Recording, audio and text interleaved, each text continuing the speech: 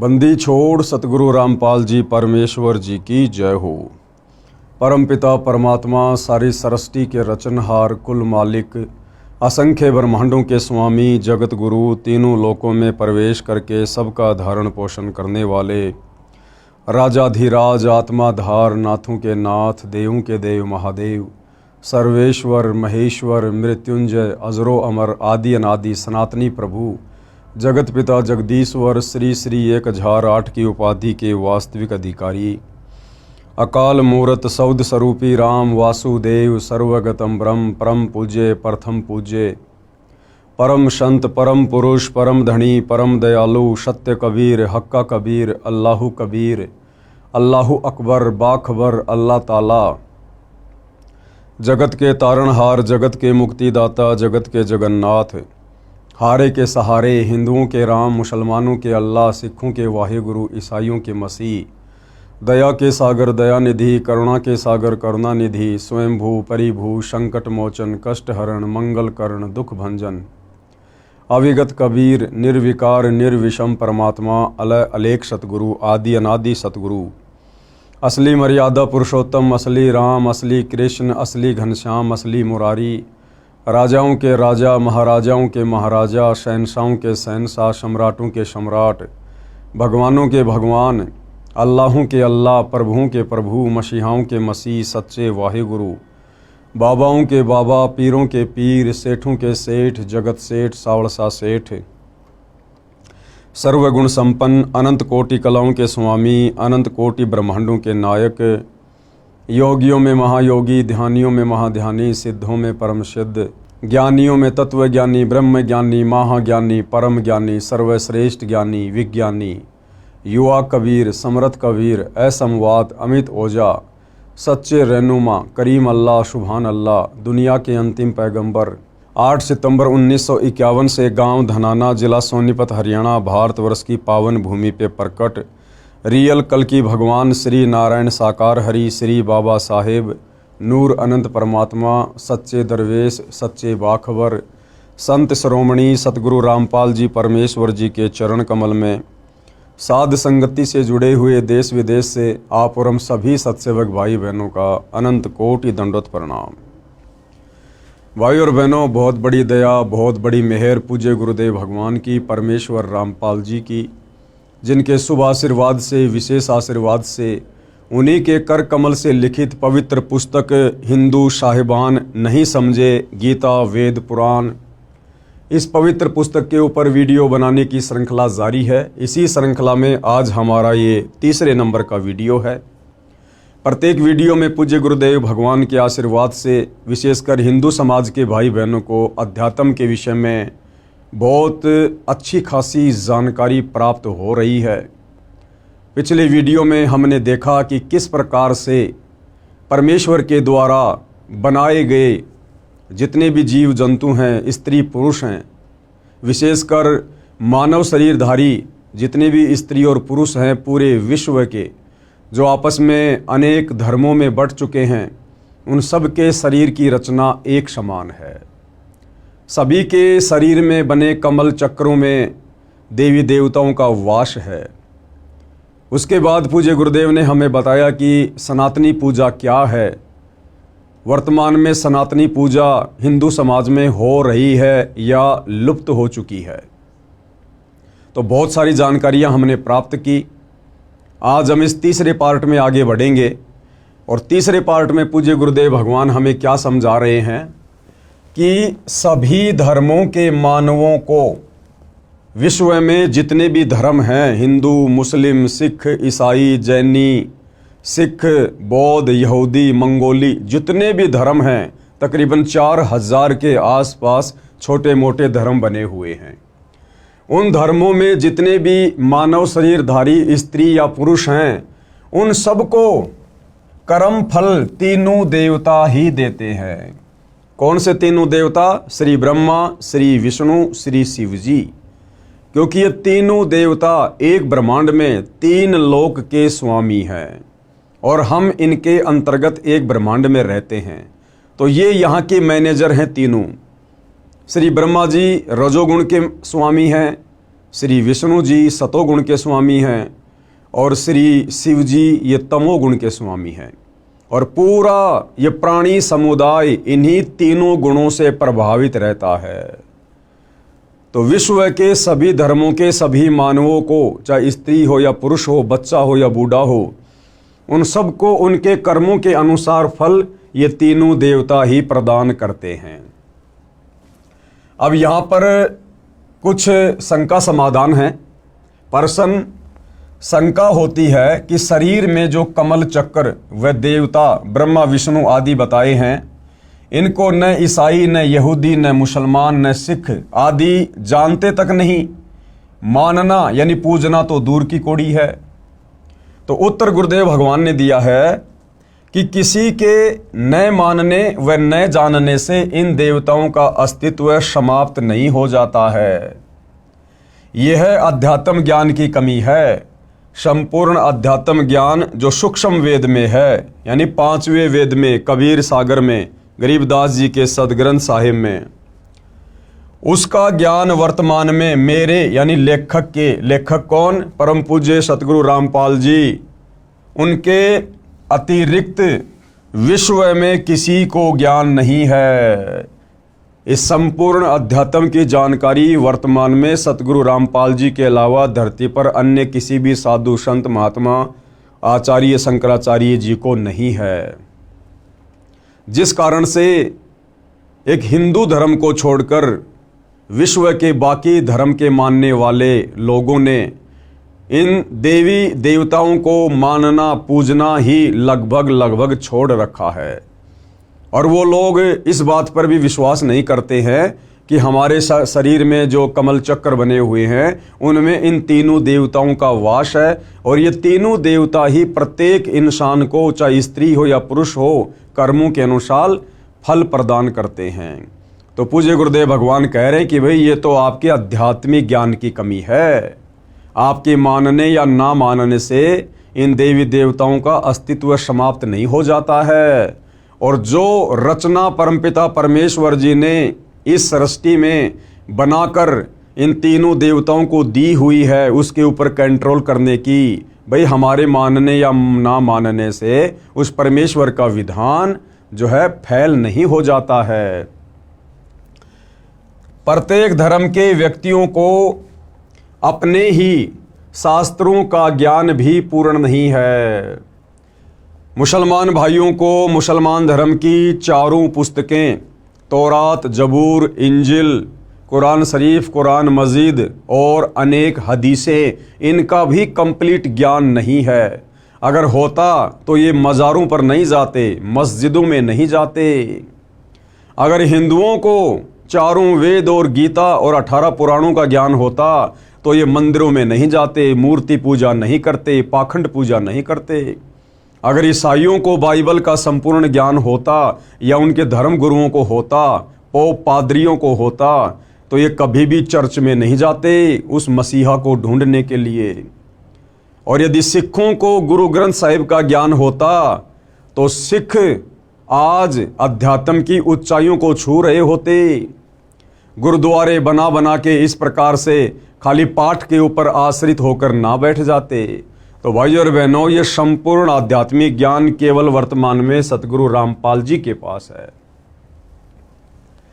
इसी कारण से मन में आता है कि ये नहीं हो सकता, वह नहीं हो सकता। आपको शास्त्रों से प्रमाणित करता हूं।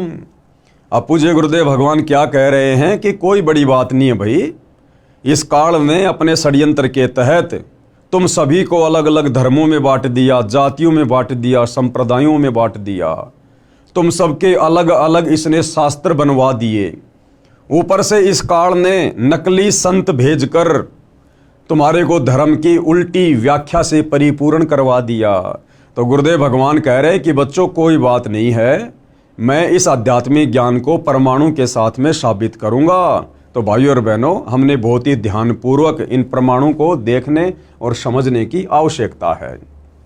सबसे पहले मुसलमान धर्म के लिए प्रमाण के लिए, जैसे मुसलमान धर्म की पाक पुस्तक कुरान मजीद है, ईसाई धर्म की होली बुक इंजिल है जो ईसा जी को दी गई थी, यहूदी धर्म की पाक पुस्तक तौरेत है जो मूसा जी को मिली। हज़रत दाऊद जी को जबूर पाक पुस्तक मिली। इन चारों पुस्तकों का ज्ञान दाता एक ही है। इन चारों पुस्तकों का ज्ञान दाता एक ही है। यह काल ब्रह्म ज्योति निरंजन, जिसको ये चारों धर्मों यानी पंथों वाले अपना खुदा यानी गॉड मानते हैं। इसलिए इनको ये भी मान्य होना चाहिए कि इन चारों पवित्र पुस्तकों में जो ज्ञान है वह सत्य है। यदि कोई कहे कि हम बाइबल को नहीं मानते, केवल कुरान को मानते हैं, तो वे अपने खुदा का अपमान कर रहे हैं। भाई, जब चारों पुस्तकें एक ही खुदा ने दी है, तौरात, जबूर, इंजिल और कुरान मजीद, जब चारों पुस्तकें एक ही खुदा ने दी है और आगे चलकर यदि इन पुस्तकों को मानने वाले अलग अलग पंथों में, धर्मों में विभाजित हो गए हैं, और यदि आज वो ये कहते हैं, जैसे ईसाई कहते हैं कि हम तो बाइबल के अलावा कुरान मजीद को नहीं मानते, मुसलमान कहते हैं हम तो कुरान मजीद के अलावा बाइबल को नहीं मानते, तो गुरुदेव भगवान कह रहे हैं जब लिखने वाला तुम्हारा एक ही खुदा है तो तुम उसके द्वारा लिखी गई पुस्तकों को क्यों नहीं मान रहे? इसका मतलब तुम तो अपने खुदा की रचना पर भी संदेह कर रहे हो, शक कर रहे हो, तुम अपने खुदा का अपमान कर रहे हो। जो ज्ञान पाक कुरान में नहीं है वह बाइबल में बता रखा है, इसलिए दोबारा बताना अल्लाह ने उचित नहीं समझा है। यानी संपूर्ण ज्ञान इन धर्मों के मानने वाले अल्लाह ने एक पुस्तक में ना डालकर इन चारों पुस्तकों में थोड़ा थोड़ा डाल दिया। और अब यदि कोई कहे कि हम उस पुस्तक को नहीं मानते, हम उसको नहीं मानते, तो ये तो हमारे अध्यात्म की कमजोरी है। इसलिए दोबारा बताना अल्लाह ने उचित नहीं समझा। इसलिए बाइबल के ज्ञान को भी समान सम्मान देना चाहिए।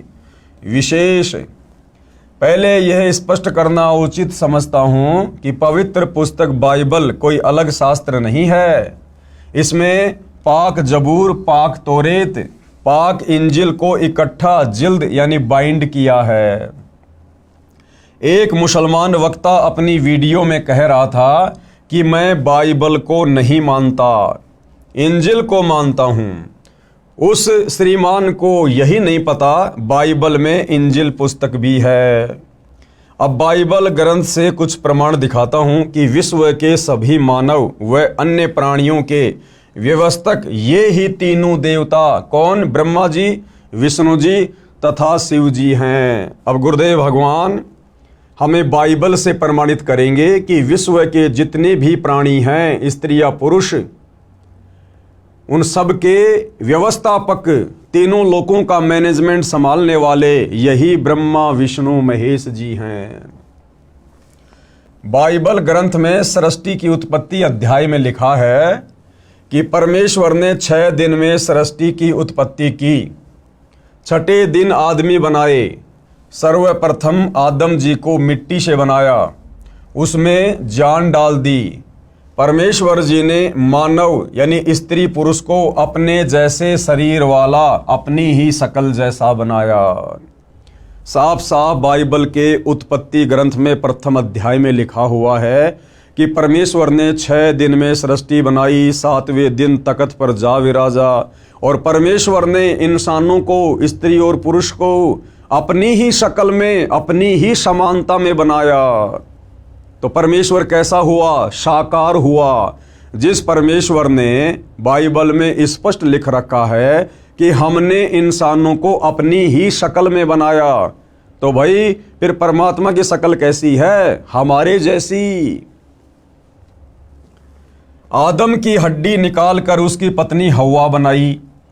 परमेश्वर ने 7वें दिन विश्राम किया, ऊपर तख्त पर जा बैठा। अब यदि अल्लाह यानी गॉड निराकार है, फॉर्मलेस है, जैसा कि मुसलमान भाई कहते हैं कि अल्लाह बेचून है यानी निराकार है, दिखाई नहीं देता।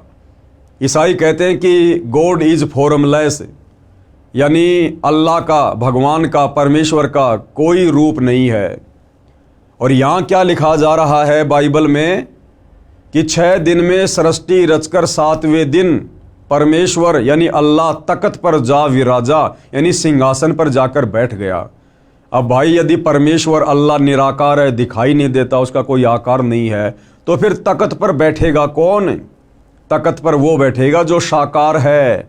तो भाई और बहनों, ये सारी की सारी सच्चाई हमारे ही धर्मशास्त्रों में वर्णित है, लेकिन तत्व ज्ञान के अभाव में, सच्चे सतगुरु की शरण के अभाव में, और हम इन बातों को, इस गूढ़ आध्यात्मिक ज्ञान को समझ नहीं पाए। ऊपर तख्त पर जा बैठा, उसके पश्चात श्री ब्रह्मा जी, श्री विष्णु जी तथा श्री शिव जी का कार्य प्रारंभ हो गया। श्री ब्रह्मा जी ने बाबा आदम जी तथा उनकी पत्नी हवा जी को स्वर्ग में एक वाटिका में छोड़ दिया। उनको बताया कि आप बीच में लगे वृक्षों के फल नहीं खाना, यदि खाएं तो तुम मर जाओगे। वे दोनों वाटिका में रहने लगे। जिन वृक्षों के फल खाने को प्रभु ने मना किया था, उनके फल वे नहीं खाते थे। एक दिन सर्प आया। कौन आया? सर्प आया। ये शैतान आया सर्प का रूप धारण करके। एक दिन सर्प आया, उसने हवा तथा हजरत आदम जी से पूछा कि आप बीच वाले वृक्षों के फल क्यों नहीं खा रहे? आदम व हवा ने कहा कि इनको खाने को ईश्वर ने मना किया है, यानी परमेश्वर ने मना किया है। हम इनके फल खाएंगे तो हम मर जाएंगे। सर्प बोला, इनके फल खाने से तुम बिल्कुल नहीं मरोगे। इन वृक्षों के फल खाने से तुम्हें भले बुरे का ज्ञान हो जाएगा। यानी सर्प रूप में शैतान आदम जी और हवा को भ्रमित करने लगा, परमेश्वर का वचन तुड़वाने की कोशिश करने लगा। और भाई और बहनों, हम सतगुरु रामपाल जी परमेश्वर जी के सभी फॉलोवर को, उनके भक्तों को साथ साथ में बहुत ही गहरी शिक्षा भी लेकर आगे बढ़ना है। परमेश्वर ने 6 दिन में सृष्टि रची, 7वें दिन तख्त पे जा विराजा और सारे नियम कायदे कानून आदम जी और हवा जी को समझाकर चले गए कि तुमने इस वाटिका में यानी इस बगीचे में कौन से वृक्षों के फल खाने हैं और कौन से वृक्षों के फल नहीं खाने हैं। उसके बाद भाई और बहनों, शैतान ने उन दोनों को सर्प का रूप बनाकर भ्रमित करने का कुप्रयास किया। तरह तरह से उनको बरगलाया, उनके मन में शंकाएं पैदा कर दी कि वो जो तुम्हारा परमेश्वर है ना, वो ये नहीं चाहता कि तुम भी हमारे में से एक हो जाओ, तुम भी अमर हो जाओ। इसलिए उन्होंने तुम्हें मना किया है, क्योंकि ये बीच वाले जो फल हैं ये अमर फल हैं, इनको खाने से इंसान अमर हो जाता है और तुम्हारा परमेश्वर नहीं चाहता कि तुम अमर हो जाओ। तो इस प्रकार से सर्प ने उसको भ्रमित किया। भाई और बहनों, आज वही परमपिता परमेश्वर जिन्होंने 6 दिन में सृष्टि रची और 7वें दिन तख्त पर जा विराजे थे, कबीर देव सत्य पुरुष परम अक्षर ब्रह्म, आज वही परम अक्षर ब्रह्म सतगुरु रामपाल जी के रूप में धरती पर प्रकट हैं। और आज पूज्य गुरुदेव भगवान ने हमें अध्यात्म के साथ साथ बहुत सारे नियम भी बताए हैं, मर्यादाएं भी बताई हैं, जिनको गुरु वचन कहते हैं। अब भाइयों और बहनों, ये काल किसी न किसी के माध्यम से, किसी न किसी के रूप में, किसी न किसी को प्रेरणा करके हम सत भक्ति करने वाली आत्माओं से वो नियम तुड़वाने का प्रयास करेगा, हमारे मन में शंकाएं पैदा करेगा या करवाएगा। तो आप और हम भगत भाई बहनों ने भी वर्तमान में दृढ़ता के साथ भक्ति मार्ग पर टिके रहना है।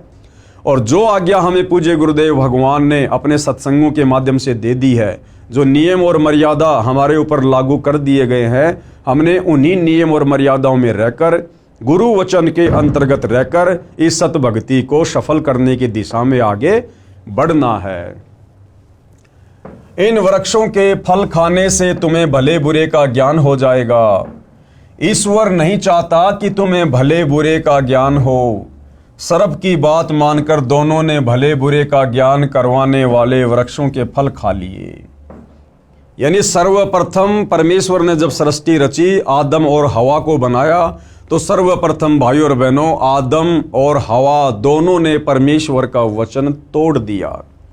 अगर ये आदम और हवा परमेश्वर का वचन ना तोड़ते तो भाइयों और बहनों, आज हम इस मृत लोक में नहीं होते, हम सभी आज स्वर्ग में रह रहे होते, लेकिन एक की गलती सभी आत्माओं पर भारी पड़ गई।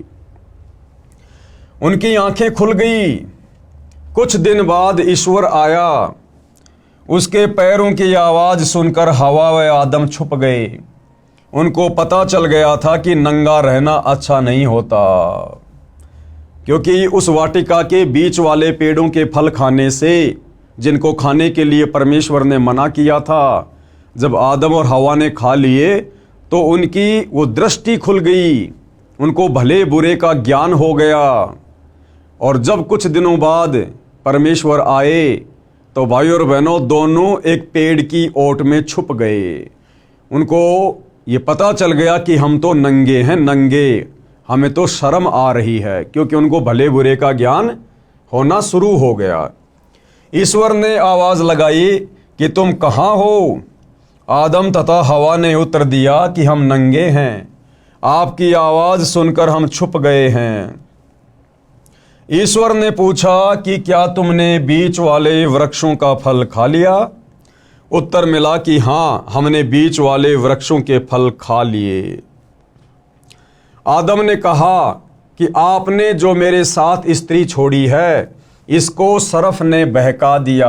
आदम ने क्या कहा कि हे परमेश्वर, आपने मेरे साथ में ये जो स्त्री छोड़ी थी, इसको सर्प ने आकर बहका दिया और मैं फिर इसके बहकावे में आ गया, और हम दोनों ने उन फलों को खा लिया जिनको ना खाने की आज्ञा आप जी ने दी थी।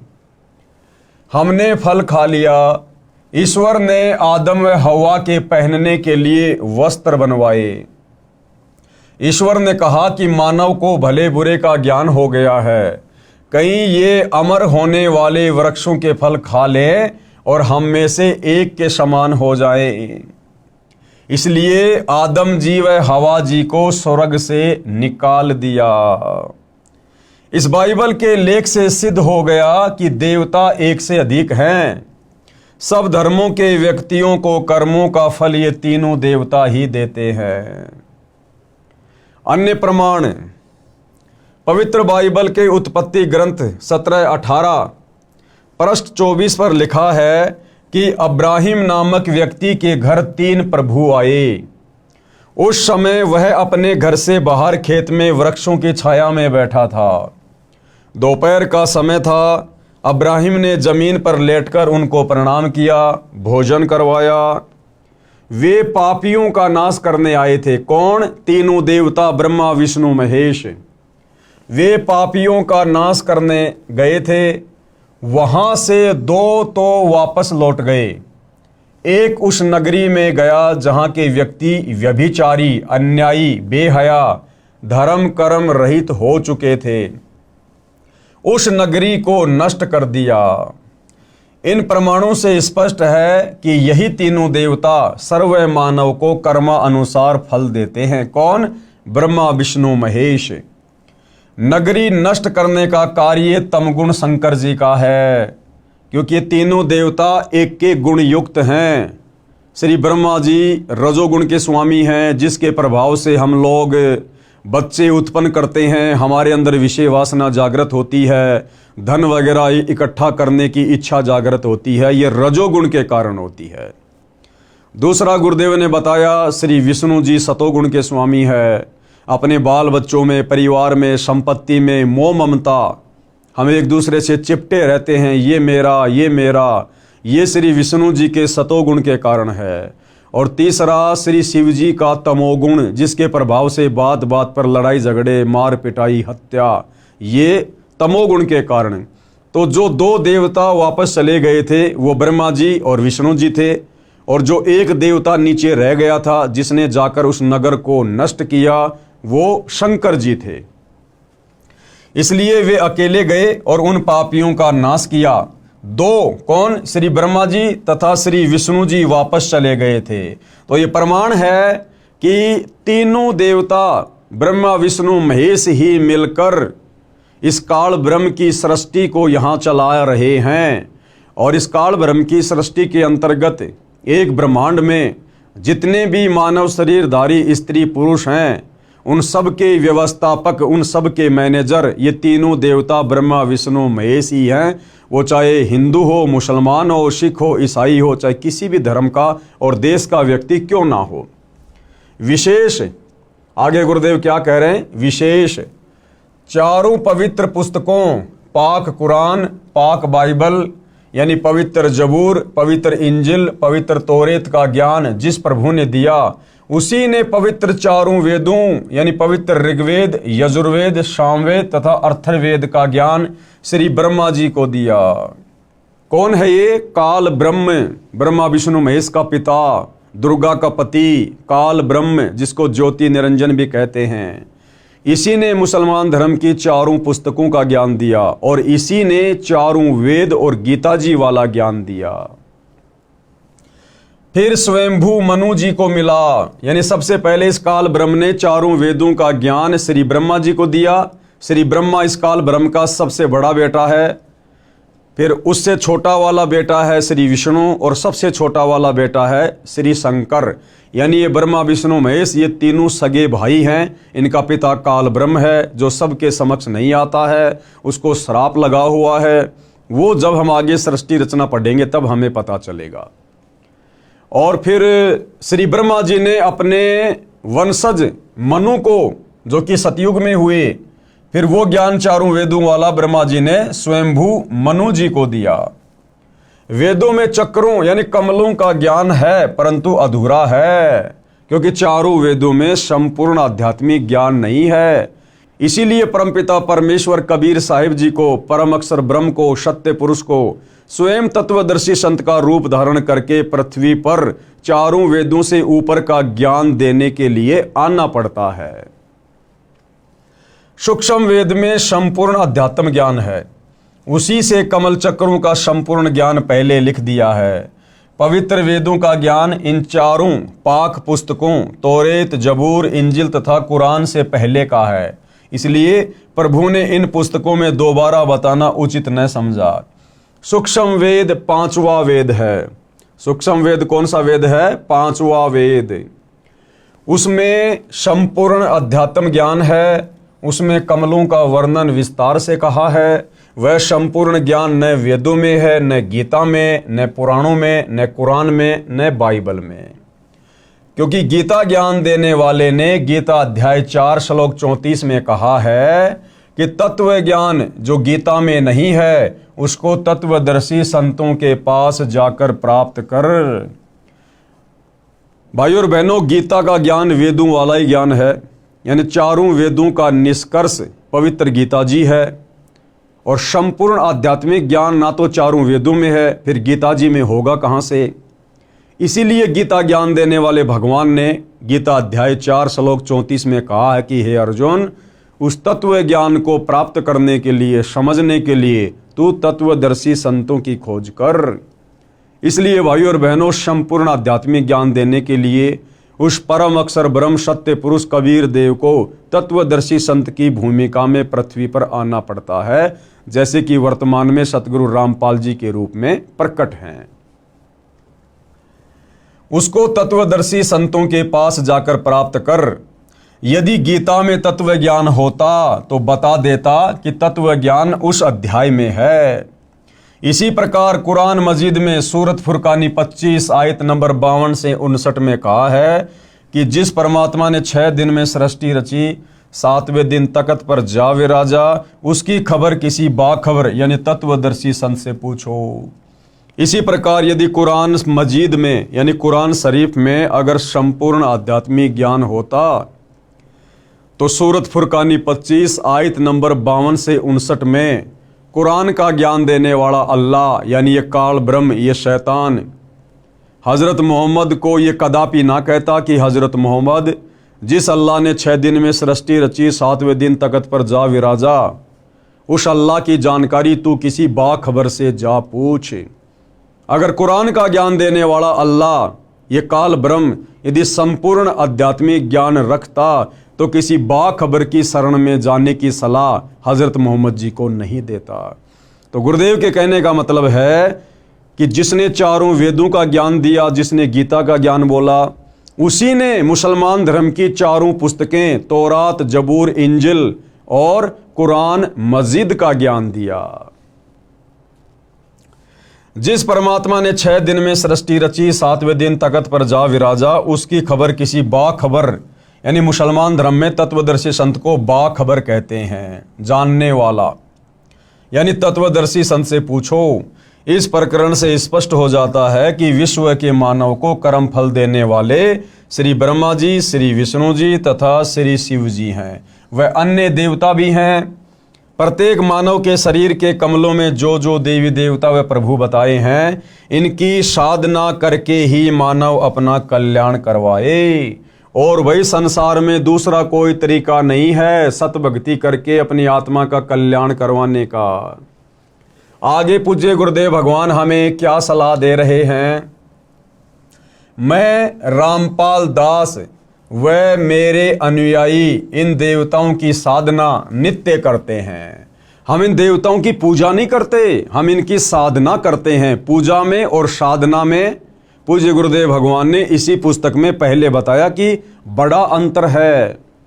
पूजा तो केवल अपने इष्ट की करनी होती है और उस इष्ट की प्राप्ति के लिए साधना इन देवताओं की भी साथ साथ में करनी पड़ती है। तो पूजा और साधना में रात दिन का अंतर होता है।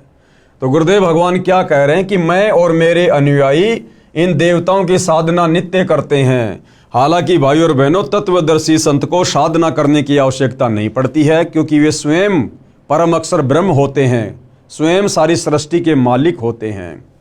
वे तो हमसे भक्ति करवाने के लिए आते हैं। लेकिन भाई और बहनों, इस काल लोक के नियम और मर्यादाओं के तहत गुरु शिष्य परंपरा को निभाते हुए उस परम अक्षर ब्रह्म को मनुष्य रूप धारण करके और एक मुंह बोला गुरु बना के भक्ति करने की लीला करनी पड़ती है। इसलिए वो परमेश्वर यहाँ पर लिख रहे हैं कि मैं और मेरे अनुयायी इन्हीं मंत्रों का जाप करते हैं जो मंत्र इन देवी देवताओं के हैं। मैं रामपाल दास व मेरे अनुयायी इन देवताओं की साधना नित्य करते हैं। हम देवताओं की पूजा नहीं करते, साधना करते हैं। साधना अलग चीज है, पूजा अलग चीज है। इसके साथ साथ एक असुर निकंदन रमैणी यानी आरती है, जो दिन के 12 बजे से रात्रि 12 बजे तक कभी भी करने का विधान है। कहने का मतलब है, वर्तमान में बहुत सारे भविष्य वक्ता भविष्य मल्लिका का उदाहरण देकर दिन रात भविष्यवाणियां कर रहे हैं कि भाई आने वाला समय युग परिवर्तन का है, बड़ा विध्वंस होगा और जो लोग त्रिकाल संध्या करेंगे केवल उन्हीं का बचाव होगा। तो भाई और बहनों, असल में वो त्रिकाल संध्या क्या है ये उन भविष्य मल्लिका वाले भविष्य वक्ताओं को नहीं पता है। ये वास्तविक त्रिकाल संध्या यानी दिन में 3 समय की जाने वाली आरती, ये भी वर्तमान में केवल सतगुरु रामपाल जी के पास ही है। और हम उनके जितने भी अनुयायी हैं, फॉलोवर हैं, ये त्रिकाल संध्या भी विधिवत केवल हम ही करते हैं।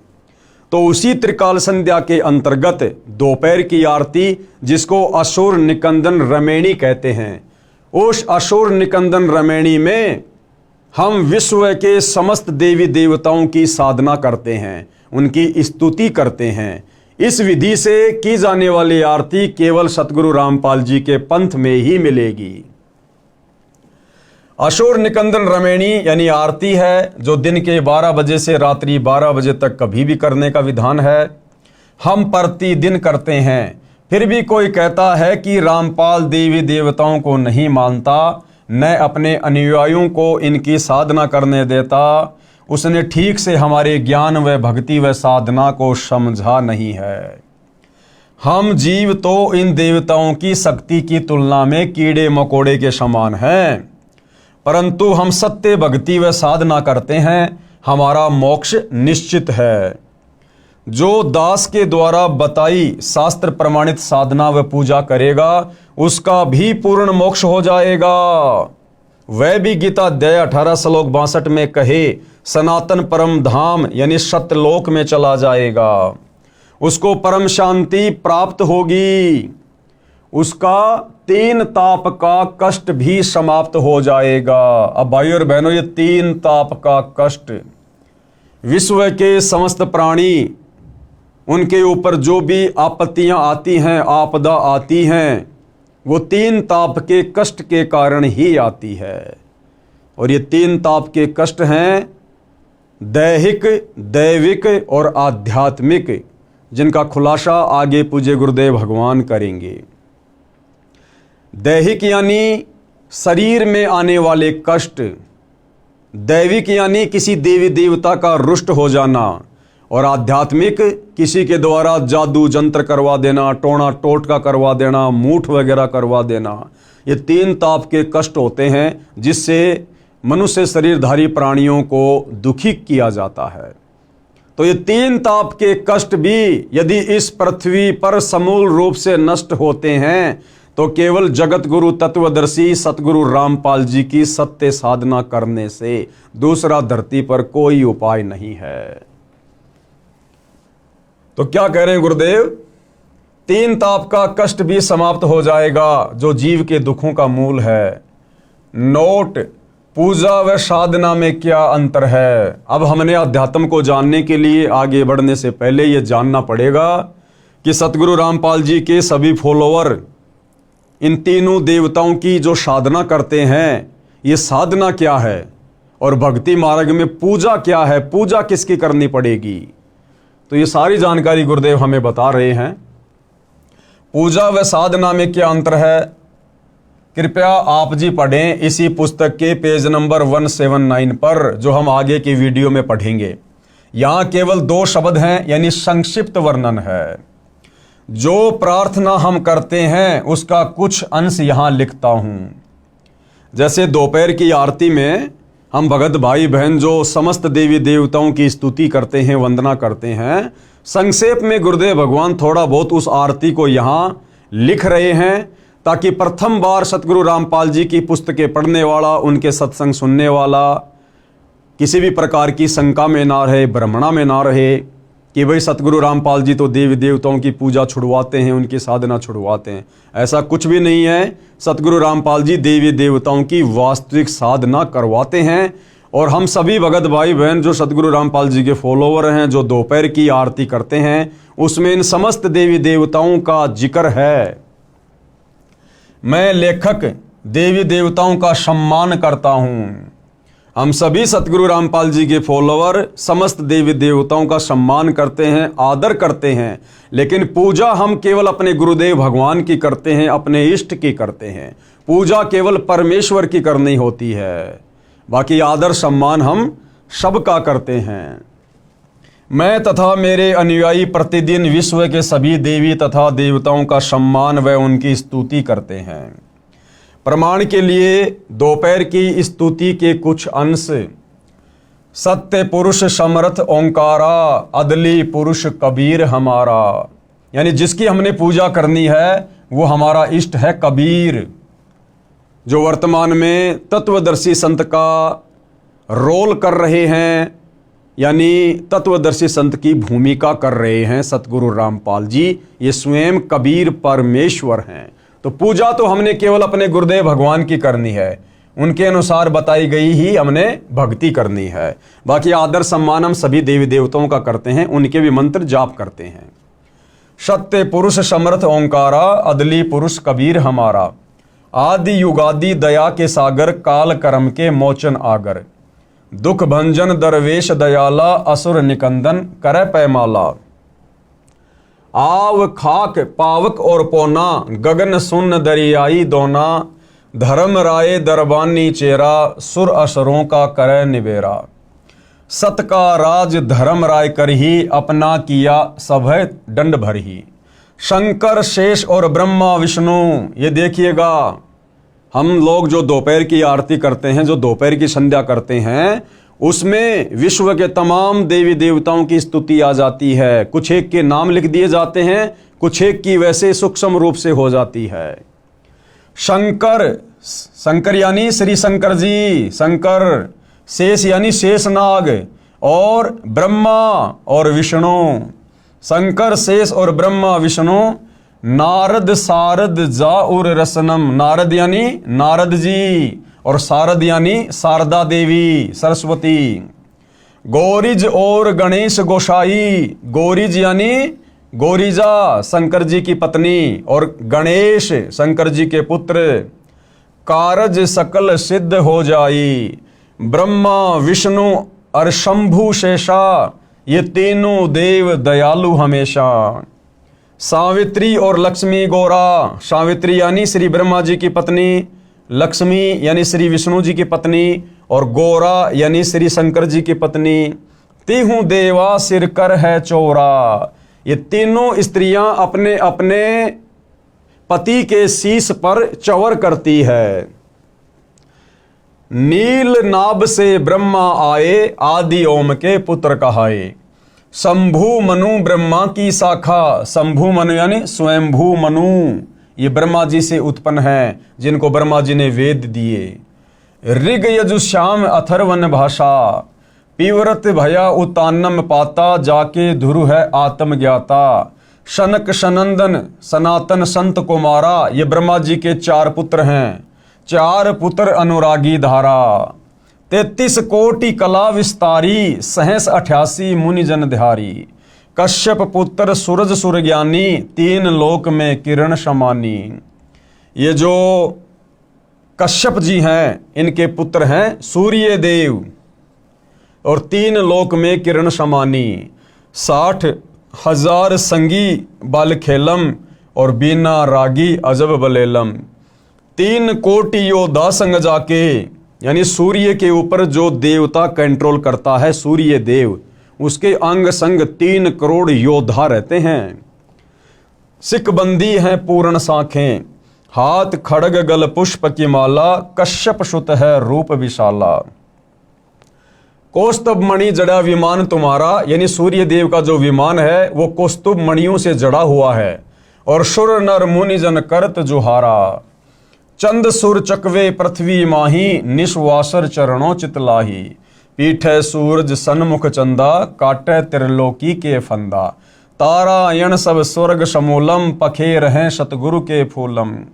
जय जय ब्रह्मा समर्थ स्वामी, येती कला परम बददामी। यहाँ देखो फिर से श्री ब्रह्मा जी का नाम आया है, आगे फिर श्री शंकर जी का आएगा। जय जय शंभु शंकर नाथा, कला गणेश और गौरीज माता। जो लोग ये कहते हैं ना कि संत रामपाल जी तो देवी देवताओं की साधना छुड़वाते हैं, अरे सतगुरु रामपाल जी तो देवी देवताओं की यथार्थ साधना करवाते हैं, जिसके करने से ही लाभ होगा। कोटि कटक पैमाल करंता, ऐसे समर्थ शंभु कंता। चंद लिलाट सुर संगीता, योगी शंकर ध्यान उदिता। नील कंठ सोहे गरुड़ासन, शंभु योगी अचल सिंहासन। गंग तरंग छूटे बहुदारा, अजपा तारी जय जयकारा। रिद्धि सिद्धि दाता शंभु गोसाई, दारिद्र मोक्ष सबय हो जाई। यानी रिद्धि सिद्धि के दाता यहाँ पर किसको बताया गया है? श्री शंकर जी को। और कहते हैं सारा का सारा जो ये दारिद्र है, गरीबी है, निर्धनता है, इससे शंकर जी जीवों को उबार देते हैं। आसन पद्म लगाए योगी, नी इच्छा निर्वाणी भोगी। सर्प भुजंग गले रुंडमाला, व्यर्षभ चढ़िए दीन दयाला। वामे कर त्रिशूल विराजे, दैने कर सुदर्शन साजे। अब हिंदू समाज के भाई बहनों को तो ये भी नहीं पता कि शंकर जी के कौन से हाथ में तो त्रिशूल रहती है और कौन से हाथ में सुदर्शन चक्कर रहता है। वो भी पूज्य गुरुदेव भगवान बता रहे हैं। वामे यानी बायां हाथ, उल्टा हाथ। वामे कर त्रिशूल विराजे, कर यानी हाथ, यानी शंकर जी के जो है बाएं हाथ में त्रिशूल रहता है। और दाहिने कर यानी दाहिने हाथ में सुदर्शन साजे। सुन अरदास देवन के देवा, शंभु योगी अलख अबेवा। तू पैमाल करे पल माही, ऐसे समर्थ शंभु साई। 1 लख योजन ध्वजा फरके, पचरंग झंडे मोहरे राखें। काल भद्र करत देव बुलाऊं। अब ये देखो काल भद्र का भी नाम है।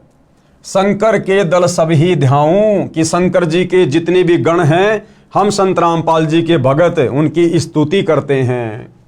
भैरव क्षेत्रपाल पलितम, देखो आपके भैरव का भी नाम आ गया यहाँ पर। भैरव क्षेत्रपाल पलितम भूत अरुदेत चढ़े संगीतम, जो कि शंकर जी की सेना में शामिल हैं। राक्षस भंजन बिरद तुम्हारा, शंकर जी को कहा जा रहा है कि राक्षसों का संहार करना तुम्हारा कार्य है। जो लंका पर पद्म 18, जिस प्रकार आपने राम रावण युद्ध के समय 18 पद्म सेना भेजी थी। कोट्यों गंधर्व कमंद चढ़ावे, शंकर दल गिनती नहीं आवे। मारे हाक दहाक चिंगारे, अग्नि चकर बाणों तन जारे। कंप्या शेष धरणी थरनानी, जा दिन लंका घाली घानी। तुम शंभु ईसन के ईसा, व्यर्सभ चढ़िए विश्वे बीसा। इंद्र कुबेर और वरुण बुलाऊं, ये देखिए इंद्र देवताओं का राजा, ये कुबेर धन का देवता, वरुण जल का देवता। इंद्र कुबेर और वरुण बुलाऊं, राप्ती सवेत सिंहासन ल्याऊं। इंद्र दल बादल दरियाई, 96 कोटि की हुई चढ़ाई। सुरपति चढ़े इंद्र अनुरागी, अनंत पदम गंधर्व बड़वागी। कृष्ण भंडारी चढ़े कुबेरा, अब दिल्ली मंडल बोर्यों फेरा। वरुण विनोद चढ़े ब्रह्मज्ञानी, कला संपूर्ण 12 बाणी। धर्मराय आदि युगादि चेरा, 14 कोटि कटक दल तेरा। चित्रगुप्त के कागज माही, जेता उपजा सतगुरु साई। सातों लोकपाल का रासा, उर्मे धरिये साधु दासा। विष्णुनाथ है असुर निकंदन, संतों के सब काटे फंदन। नरसिंह रूप धरे गुरु राया, हिरणा कुशकु मारण धाया। शंख चक्र गदा पद्म विराजे, भाल तिलक जाके उर साजे। ये आपके विष्णु जी की महिमा की जा रही है। वाहन गरुड़ किरसन अश्वारा, लक्ष्मी ढोरे चवर अपारा। रावण अहिरावण से मारे, सेतु बांध सेना दल तारे।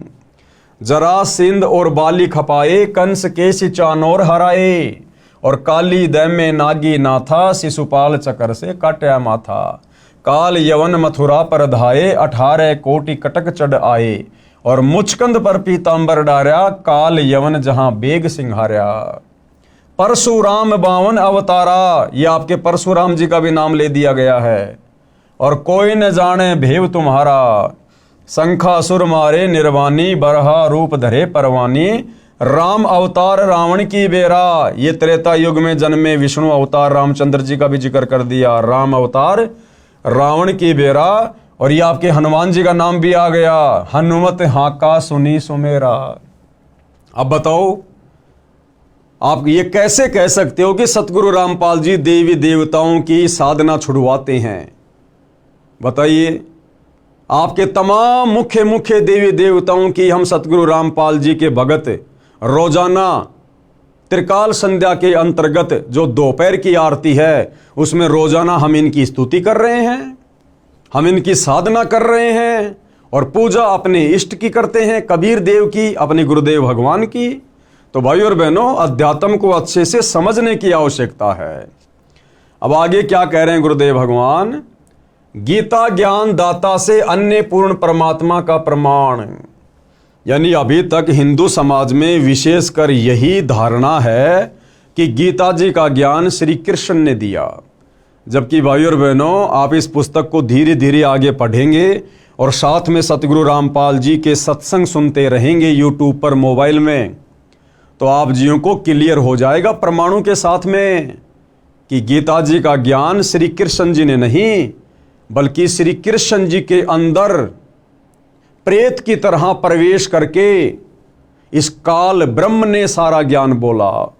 ये गीता जी की अध्याय और श्लोक दिखाकर आप जियों को क्लियर किया जाएगा। तो गीता का ज्ञान बोलने वाला कौन? ये काल ब्रह्म, जो कि ब्रह्मा विष्णु महेश का पिता है, दुर्गा का पति है। उसी ने मुसलमान धर्म की चारों पुस्तकों का ज्ञान दिया, उसी ने चारों वेद और गीता जी का ज्ञान दिया। उस काल ब्रह्म से अन्य है वो पूर्ण परमात्मा, जिसका जिक्र उसने गीता जी अध्याय 18 श्लोक नंबर 62 में किया है, जिसको परम अक्षर ब्रह्म भी कहते हैं, जिसको सत्य पुरुष कहा है, जिसका कबीर देव नाम है। जो कबीर देव वर्तमान में सतगुरु रामपाल जी के रूप में धरती पर प्रकट हैं। और आप और हम नादान प्राणियों को ये सत्य ज्ञान समझाने के लिए एक साधारण संत की भूमिका कर रहे हैं। भाई और बहनों, धैर्य से सुनेंगे तो पूरा अध्यात्म क्लियर होता चला जाएगा। तो गीता ज्ञान दाता यानी काल ब्रह्म से अन्य पूर्ण परमात्मा का प्रमाण। अब ये गीता जी में कहाँ लिखा हुआ है, किस अध्याय में है, किस श्लोक में है, आप धैर्य के साथ में देखते रहिए। और यदि आपने गीता जी को खरीद लिया है तो आप गीता जी से साथ साथ में अध्याय और श्लोक मिलान भी करते रहिए। हमारा इष्ट यानी पूज्य परम अक्षर ब्रह्म है। परम अक्षर ब्रह्म कौन? कबीर देव, सत्य पुरुष। हम पूजा इसकी करते हैं जो गीता का ज्ञान बताने वाले से अन्य है, भिन्न है। वह पूर्ण परमात्मा है, अविनाशी है। अविनाशी यानी जिसका कभी विनाश नहीं होता, और सबका धारण पोषण करने वाला है। तीनों लोकों में प्रवेश करके सबका धारण पोषण कौन करता है? ये परम अक्षर ब्रह्म, सत्य पुरुष कबीर देव। तथा सम्मान साधना प्रधान देवताओं का भी करते हैं। यानी हम सतगुरु रामपाल जी के भगत पूजा तो करते हैं परम अक्षर ब्रह्म की, कबीर देव की, लेकिन सम्मान और साधना ये जो प्रधान देवी देवता हैं जिनका वास हमारे शरीर में बने उन कमलों में है, हम उनका भी करते हैं। परम अक्षर ब्रह्म के विषय में कौन परम अक्षर ब्रह्म? कबीर देव, सत्य पुरुष, उत्तम परमात्मा। परम अक्षर ब्रह्म के विषय में गीता में इस प्रकार लिखा है। क्या लिखा है? गीता अध्याय 8 श्लोक 1 में अर्जुन ने गीता ज्ञान बोलने वाले से प्रश्न किया कि हे भगवान, आपने जिस तत्व ब्रह्म के विषय में गीता अध्याय 7 श्लोक 29 में कहा है, वह तत्व ब्रह्म क्या है? वो तत्व ब्रह्म क्या है? अर्जुन ने पूछा। तो गीता ज्ञान बताने वाले ने गीता अध्याय 8 श्लोक 3 में उत्तर दिया है। क्या उत्तर दिया है? कि वह परम अक्षर ब्रह्म है। वो कौन है? परम अक्षर ब्रह्म है। फिर इसी गीता अध्याय 8 के श्लोक 5 और 7 तथा अपनी भक्ति करने को कहा है, तथा गीता के इसी अध्याय 8 के श्लोक 8, 10, 20, 22 में अपने से अन्य इसी परम अक्षर ब्रह्म की भक्ति करने को कहा है। यानी गीता का ज्ञान देने वाले इस ब्रह्म ने अपनी भक्ति के लिए भी कहा है, और अपने से अन्य भिन्न उस सर्वश्रेष्ठ परमात्मा परम अक्षर ब्रह्म की भक्ति करने के लिए भी गीता जी के 8वें अध्याय के श्लोक 8, 10, 20 व 22 में जिक्र किया है। इसके विषय में गीता अध्याय 2 श्लोक 17, गीता अध्याय 15 श्लोक 17 में बताया है। परम अक्षर ब्रह्म को गीता बोलने वाले ने सबका धारण पोषण करने वाला तथा परमात्मा कहा है। अब देख लो भाई और बहनों, गीता का ज्ञान देने वाले ने, गीता का ज्ञान देने वाले ने उस परम अक्षर ब्रह्म को ही सबका धारण पोषण करने वाला और परमात्मा बताया है। परम अक्षर ब्रह्म को, किसको? परम अक्षर ब्रह्म को, कबीर देव को, सत्य पुरुष को गीता बोलने वाले ने सबका धारण पोषण करने वाला तथा परमात्मा कहा है। अगर ये गीता ज्ञान देने वाला ब्रह्म खुद ही परमात्मा होता, सबका धारण पोषण करने वाला होता, तो अपने से अन्य उस परम अक्षर ब्रह्म को सबका धारण पोषण करने वाला और परमात्मा कहकर संज्ञा ना देता। और यह भी कहा है कि यही वास्तव में अविनाशी है। ये काल ब्रह्म खुद भी अविनाशी नहीं है, इसकी भी जन्म और मृत्यु होती है। भाई और बहनों, अभी हम केवल भूमिका में पढ़ रहे हैं।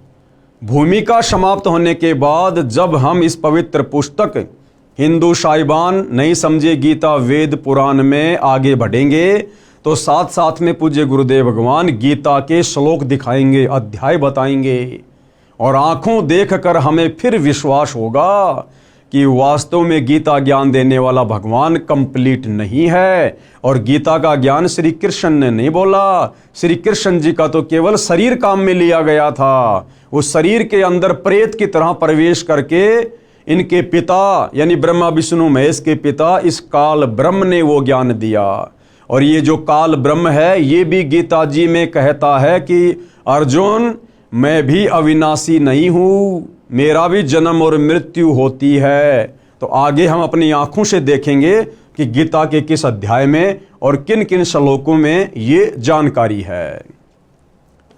यह भी कहा है कि यही वास्तव में अविनाशी है, पुरुषोत्तम है। पुरुषोत्तम यानी पुरुष यानी भगवान, और पुरुषोत्तम यानी भगवानों में सर्वश्रेष्ठ भगवान कौन? परम अक्षर ब्रह्म कबीर देव, जिसको मारने में कोई सक्षम नहीं है, जिससे संसार व्याप्त है। यानी सारे संसार की रचना उसी परम अक्षर ब्रह्म ने की है, कबीर देव ने की है। जो मेरे से अन्य है, यानी गीता ज्ञान देने वाला कह रहा है कि वो मेरे से भिन्न है, अलग है अर्जुन। गीता अध्याय 18 श्लोक 62 में उसी की शरण में जाने को कहा है। गीता का ज्ञान देने वाला काल ब्रह्म स्वयं कह रहा है अध्याय 18 श्लोक 62 में कि अर्जुन, अगर तुझे उस सनातन परम धाम की प्राप्ति करनी है, जहां जाने के बाद साधक लौटकर इस गंदे लोक में, मेरे लोक में नहीं आता, जन्म मरण के चक्कर में नहीं रहता, गधा कुत्ता सुअर नहीं बनता, उसके लिए तू उस परम अक्षर ब्रह्म की शरण में चला जा। यानी अपने से अन्य दूसरे परमेश्वर की शरण में जाने को गीता का ज्ञान देने वाला ये ब्रह्म कह रहा है। गीता अध्याय 18 श्लोक 62 में उसी की शरण में जाने को कहा है। पेश है प्रमाण के लिए गीता अध्याय 7 श्लोक 29, गीता अध्याय 8 श्लोक 1, 3, 5, 10, 20 और 22 तथा गीता अध्याय 15 श्लोक 17, गीता अध्याय 2 श्लोक 17 की फोटो कॉपी। अब भाई और बहनों, सारे के सारे जो प्रमाण है वो आपकी आंखों के सामने रखे जा रहे हैं।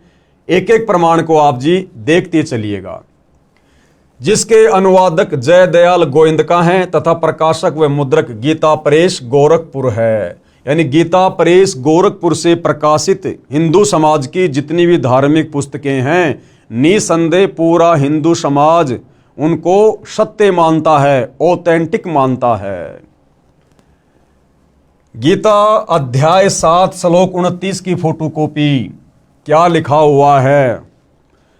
जरा मरण मोक्षाय माम आश्रित यतंती ये ते ब्रह्म तत्व विदु कृतनाम अध्यात्म कर्म च अखिलम। और बिल्कुल संस्कृत के सामने हिंदी भी लिखी हुई है ताकि समझने में कोई दिक्कत ना रहे। तो ये जो काल ब्रह्म है जिसने गीता जी का ज्ञान दिया, तो ये काल ब्रह्म क्या कह रहा है? अपने से अन्य किसी और को परमात्मा बता रहा है। तो हिंदू समाज के भाई बहनों को गीता जी में प्रमाण देखकर ये विश्वास हो जाना चाहिए कि हम गीता का ज्ञान देने वाले को जो श्री कृष्ण जी मान रहे थे, वो श्री कृष्ण जी नहीं थे। श्री कृष्ण जी में प्रवेश करके काल ब्रह्म गीता का ज्ञान दे रहा है। और वो काल ब्रह्म भी कह रहा है कि भाई मैं कंप्लीट भगवान नहीं हूं, मैं सारी सृष्टि का मालिक नहीं हूं, मैं परमपिता परमेश्वर नहीं हूं, मेरे से अन्य है वो परमात्मा जिसको परम अक्षर ब्रह्म कहते हैं, जो शतलोक में रहता है, जो सबका धारण पोषण करता है और तत्वदर्शी संत के माध्यम से उसकी भक्ति करने वाले का सदा सदा के लिए जन्म मरण समाप्त हो जाता है। तो क्या कह रहा है गीता ज्ञान देने वाला भगवान? जो मेरे शरण होकर जरा और मरण से छूटने के लिए यत्न करते हैं, वे पुरुष उस ब्रह्म को, ब्रह्म यानी भगवान को, संपूर्ण अध्यात्म को तथा संपूर्ण कर्मों को जानते हैं। बिल्कुल क्लियर कर दिया है। अब आप जी ध्यान से पढ़िएगा आगे। गीता अध्याय 8 श्लोक 1 की फोटोकॉपी।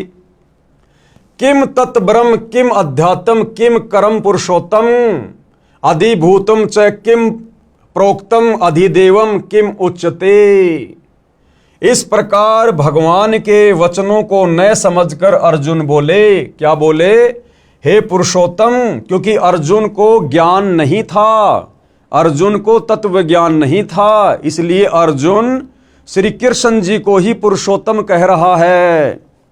तो अर्जुन ने क्या कहा कि हे पुरुषोत्तम, वह ब्रह्म क्या है, वो परमात्मा क्या है, वो भगवान क्या है, और अध्यात्म क्या है, और ये कर्म क्या है। अधिभूत नाम से क्या कहा गया है और अधिदेव किसको कहते हैं। यानी अर्जुन ने अपनी शंका जाहिर की, तो अब इसका जवाब गीता ज्ञान देने वाला भगवान ये काल ब्रह्म गीता अध्याय 8 श्लोक 3 में बता रहा है। अक्षरम ब्रह्म परमम स्वभावम अध्यात्मम उच्यते भूत भावो द्वैकर विसर्ग क्रम सच्चित्ते। क्या कहा जा रहा है? इस प्रकार अर्जुन के प्रश्न करने पर श्री भगवान बोले, यानी काल ब्रह्म ने जवाब दिया। और क्या कहा कि वो ब्रह्म क्या है, वो तत्व ब्रह्म क्या है? कहते हैं वो परम अक्षर ब्रह्म है, कि वो तो परम अक्षर ब्रह्म है, जो सर्वश्रेष्ठ परमात्मा है, तीनों लोकों में प्रवेश करके सबका धारण पोषण करने वाला है, वो परम अक्षर ब्रह्म है। अपना स्वरूप अर्थात जीवात्मा अध्यात्म नाम से कहा जाता है, तथा भूतों के भाव को उत्पन्न करने वाला जो त्याग है वह कर्म नाम से कहा गया है। अब भाइयों और बहनों, इन सभी श्लोकों का अच्छे से स्पष्टीकरण सतगुरु रामपाल जी करके हमें समझाएंगे। गीता अध्याय 8 श्लोक 5 की फोटोकॉपी, ये श्लोक आप भाई बहनों की आंखों के सामने है, आप अपने सामने रखी गीता से मिला सकते हैं। ये इसका हिंदी अनुवाद है। जो पुरुष यानी जो भगवान, पुरुष यानी भगवान कौन कह रहा है? गीता ज्ञान देने वाला ब्रह्म कह रहा है कि जो पुरुष यानी भगवान अंत काल में भी मुझको ही सुमरण करता हुआ शरीर को त्याग कर जाता है, वह मेरे साक्षात स्वरूप को प्राप्त होता है, इसमें कुछ भी संशय नहीं है। यानी ये गीता ज्ञान देने वाला ब्रह्म कह रहा है कि जो व्यक्ति, जो साधक, जो भगत शरीर छोड़ते समय अंत समय तक मुझे ध्यान में रखता है, मेरे ओम नाम की जाप करता है, मेरी साधना करता है, वो अंत काल में मुझे ही प्राप्त होता है। लेकिन इसकी प्राप्ति मात्र से हमारा कंप्लीट मोक्ष नहीं है। उसके लिए इसने अपने से अन्य दूसरे भगवान की शरण में जाने को कहा है, परम अक्षर ब्रह्म की शरण में जाने को। गीता अध्याय 8 श्लोक 6 की फोटोकॉपी, ये संस्कृत में श्लोक लिखा हुआ है, आप जी पढ़ सकते हैं। यहां पर हिंदी अनुवाद है। कौन्ते, कौन्ते यानी हे कुंती पुत्र अर्जुन, यह मनुष्य अंतकाल में जिस जिस भी भाव को सुमरण करता हुआ शरीर का त्याग करता है, उसको ही प्राप्त होता है, क्योंकि वह सदा उसी भाव में रहा है। क्या भाव है इसका? कि ये मनुष्य स्त्री हो या पुरुष हो, अंतकाल में जिसको भी सुमरण करता हुआ शरीर छोड़ता है, उसी के धाम में चला जाता है, उसी के लोक में चला जाता है। सीधी भाषा में गुरुदेव ने बताया कि जहां आशा तहां बासा होई, मन कर्म वचन सुमरियो सोई। अंतकाल में ये प्राणी जिस भी भाव में भावित रहता है, यानी जिसका भी सुमरण करता है, जिसमें भी इसकी सुरती टिकी रहती है, जैसे कोई अपने इष्ट विष्णु जी का ध्यान करता है, विष्णु जी का सुमरण करता है, तो शरीर छोड़ने के बाद वो साधक सीधा विष्णु जी के लोक में जाता है। और यदि शरीर छोड़ते समय कोई व्यक्ति अपने बेटा बेटी, खेत खलिहान, कार कोठी, अगर उनके बारे में सुमरण करता है, उनका चिंतन करता है, उनके विषय में सोचता रहता है कि मेरे मरने के बाद मेरे परिवार का क्या होगा, इस फसल को कौन संभालेगा, खेती बाड़ी का ध्यान कौन रखेगा, मेरे बच्चे अभी बहुत छोटे हैं, तो मरते समय उस नादान प्राणी की सोच, सुरती, सुमरण, चिंतन उस परिवार में रहा, तो शरीर छोड़ने के बाद वो उसी परिवार में वापस गधा कुत्ता बनकर, गाय बैल भैंस बनकर जन्म लेता है।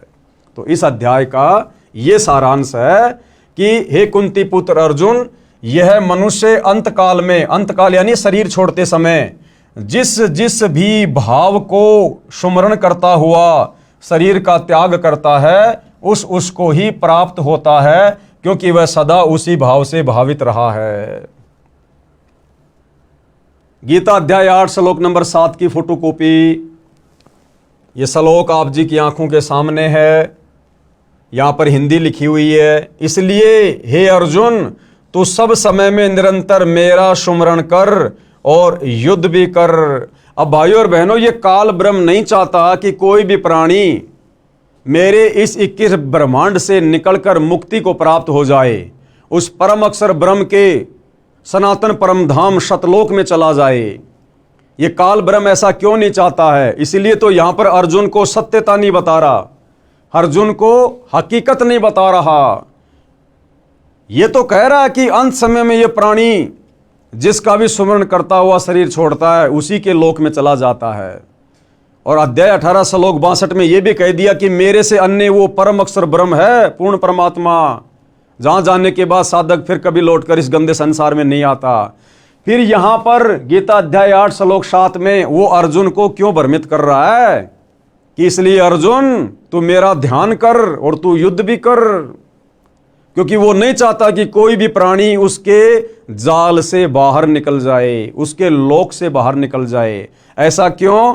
क्योंकि भाइयों और बहनों, गीता का ज्ञान देने वाले इस काल ब्रह्म को, ज्योति निरंजन को, दुर्गा के पति को, ब्रह्मा विष्णु महेश के पिताजी को, पूर्ण परमात्मा परम अक्षर ब्रह्म की ओर से एक भयंकर श्राप लगा हुआ है। वो श्राप क्यों लगा, कहां लगा, क्या गलती करी थी और क्या वो श्राप था, इसको प्रतिदिन 1 लाख मानव शरीरधारी स्त्री पुरुषों के सूक्ष्म शरीर में जमा वासना को, गंध को खाने का श्राप लगा हुआ है। इसलिए ये यहां पर सभी को भ्रमित रखता है और अपनी ही साधना में लगा के रखना चाहता है, ताकि ये प्राणी इस काल ब्रह्म की साधना करके इसी के 21 ब्रह्मांड में जन्मते रहें और मरते रहें और इसके भोजन की व्यवस्था बनी रहे। तो भाइयों और बहनों, जब हम आगे इसी पुस्तक में या यूट्यूब पर मोबाइल से सतगुरु रामपाल जी के सृष्टि रचना वाले सत्संग सुनेंगे, तब हमें पता चलेगा कि इस काल ब्रह्म ने उस सनातन परम धाम में, ये भी पहले वहीं रहता था परम अक्षर ब्रह्म के पास में, ये भी उसी का बेटा है, उसी की संतान है, उसी की आत्मा है। इसने वहां सतलोक में क्या ऐसी गलती कर दी थी जिस कारण से कबीर परमेश्वर जी ने, परम अक्षर ब्रह्म ने इस काल समेत दुर्गा को और हम सभी आत्माओं को इसके साथ इस गंदे लोक में यानी 21 ब्रह्मांड में सतलोक से 16 शंख कोस की दूरी पर भेज दिया। तो ये सारी जानकारी भाइयों और बहनों हमें सृष्टि रचना को पढ़ने और सुनने से मिलेगी। आगे चलकर इस पुस्तक में भी सृष्टि रचना लिखी हुई है। आप जी यूट्यूब पर संत रामपाल जी के सत्संग के माध्यम से भी सृष्टि रचना को समझ सकते हैं। तो यहां पर यह काल ब्रह्म, गीता का ज्ञान देने वाला भगवान, ये अर्जुन को भ्रमित कर रहा है। इसलिए हे अर्जुन, तू सब समय में निरंतर मेरा स्मरण कर और युद्ध भी कर। इस प्रकार मुझ में अर्पण किए हुए मन बुद्धि युक्त होकर तू निसंदेह मुझको ही प्राप्त होगा। और ये कहां रहता है? इसी अध्याय 8 का जब हम श्लोक नंबर 16 पढ़ेंगे तो ये काल ब्रह्म कह रहा है कि मैं तो ब्रह्मलोक में रहता हूं, ब्रह्मलोक में, और कह रहा है कि मेरे ब्रह्मलोक में आया हुआ प्राणी भी अपना कर्म फल भोगने के बाद वापस नीचे 84 लाख योनियों में जाता है, गधे कुत्ते सूअर के शरीरों में कष्ट उठाता है। इसका ब्रह्मलोक भी विनाश में आता है। ब्रह्मलोक में गए प्राणी भी फिर नरक में जाते हैं। ये स्वयं आगे स्वीकार कर रहा है गीता अध्याय 8 श्लोक नंबर 16 में। अब हम पढ़ेंगे गीता जी अध्याय 8 श्लोक 8 की ये फोटोकॉपी है। ये है गीता अध्याय 8 श्लोक 8 की फोटोकॉपी। भाई और बहनों, यहाँ पर पीडीएफ में थोड़ा साफ दिखाई नहीं दे रहा होगा, मैं आपको मोबाइल से सुना देता हूँ। इसमें काल ब्रह्म के द्वारा गीता का ज्ञान देते समय अर्जुन को कहा गया है कि जो व्यक्ति अभ्यास के द्वारा अपने मन को एकाग्र करके लगातार परम पुरुष ईश्वर का ध्यान करता है, वह निश्चय ही मुझे ईश्वर को प्राप्त कर लेता है। यहाँ भाई और बहनों, ये थोड़ी सी अटकलबाजी कर गया। यहाँ पर यह काल जीव को भ्रमित करने की दृष्टि से अटकलबाजी कर रहा है और क्या कह रहा है कि जो व्यक्ति अभ्यास के द्वारा अपने मन को एकाग्र करके यानी सत भक्ति करके अपने मन को एकाग्र करके लगातार परम पुरुष का ध्यान करता है। परम पुरुष कौन? परम अक्षर ब्रह्म, सनातन परम धाम का मालिक कबीर देव। जो व्यक्ति अपने मन को एकाग्र करके लगातार परम पुरुष का ध्यान करता है वह निश्चय ही मुझे प्राप्त कर लेता है। अरे भैया, परम अक्षर ब्रह्म का ध्यान करने वाला तुझे कैसे प्राप्त होगा? क्योंकि इसने पहले स्पष्ट कर दिया कि शरीर छोड़ते समय अंत काल में जो व्यक्ति जिसका भी स्मरण करता है उसी के लोक में जाएगा। तो यहां पर यह खुद कह रहा है कि जो व्यक्ति अभ्यास के द्वारा अपने मन को एकाग्र करके लगातार परम पुरुष का ध्यान करता है, तो भाई जो परम पुरुष का ध्यान करेगा वो तो परम पुरुष के लोक में जाएगा, सतलोक में। लेकिन आगे फिर ये अटकलबाजी कर रहा है जीव को भ्रमित करने के लिए, वह निश्चय ही मुझे प्राप्त कर लेगा। तो अब हम आगे बढ़ते हैं भाई और बहनों।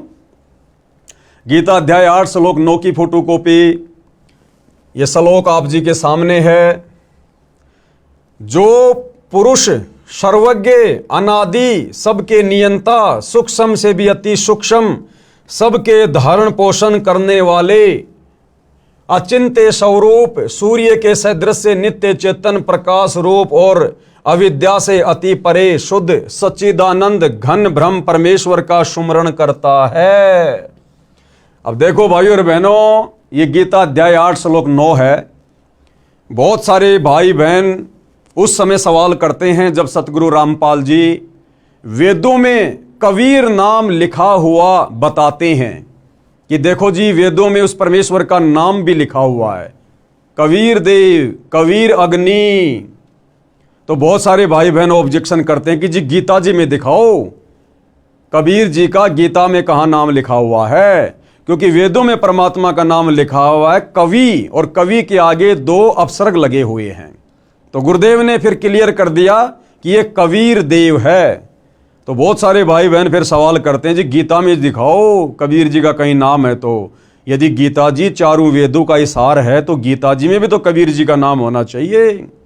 तो भाई और बहनों, गीता जी अध्याय 8 श्लोक नंबर 9, इसमें साफ साफ लिखा हुआ है जो पुरुष सर्वज्ञ। अब इन्होंने ये लिखा हुआ है कवीम। अब इन गीता के अनुवादकों ने, क्योंकि इनको तत्व ज्ञान तो था नहीं, और इन्होंने कवियम की जगह सर्वज्ञ कर दिया, जबकि कोई भी कवि कभी भी सर्वज्ञ हो ही नहीं सकता। किसी भी कवि को संपूर्ण सृष्टि का ज्ञान हो ही नहीं सकता। तो असल में जो कवि की भूमिका निभाई थी वो भी कबीर जी ने निभाई थी। तो यहां पर सर्वज्ञ कर दिया, तो सर्वज्ञ तो केवल भाई कबीर परमात्मा ही है, सृष्टि में दूसरा कोई नहीं है। तो गीता अध्याय 8 श्लोक 9 में साफ साफ उस परमेश्वर का नाम लिखा हुआ है।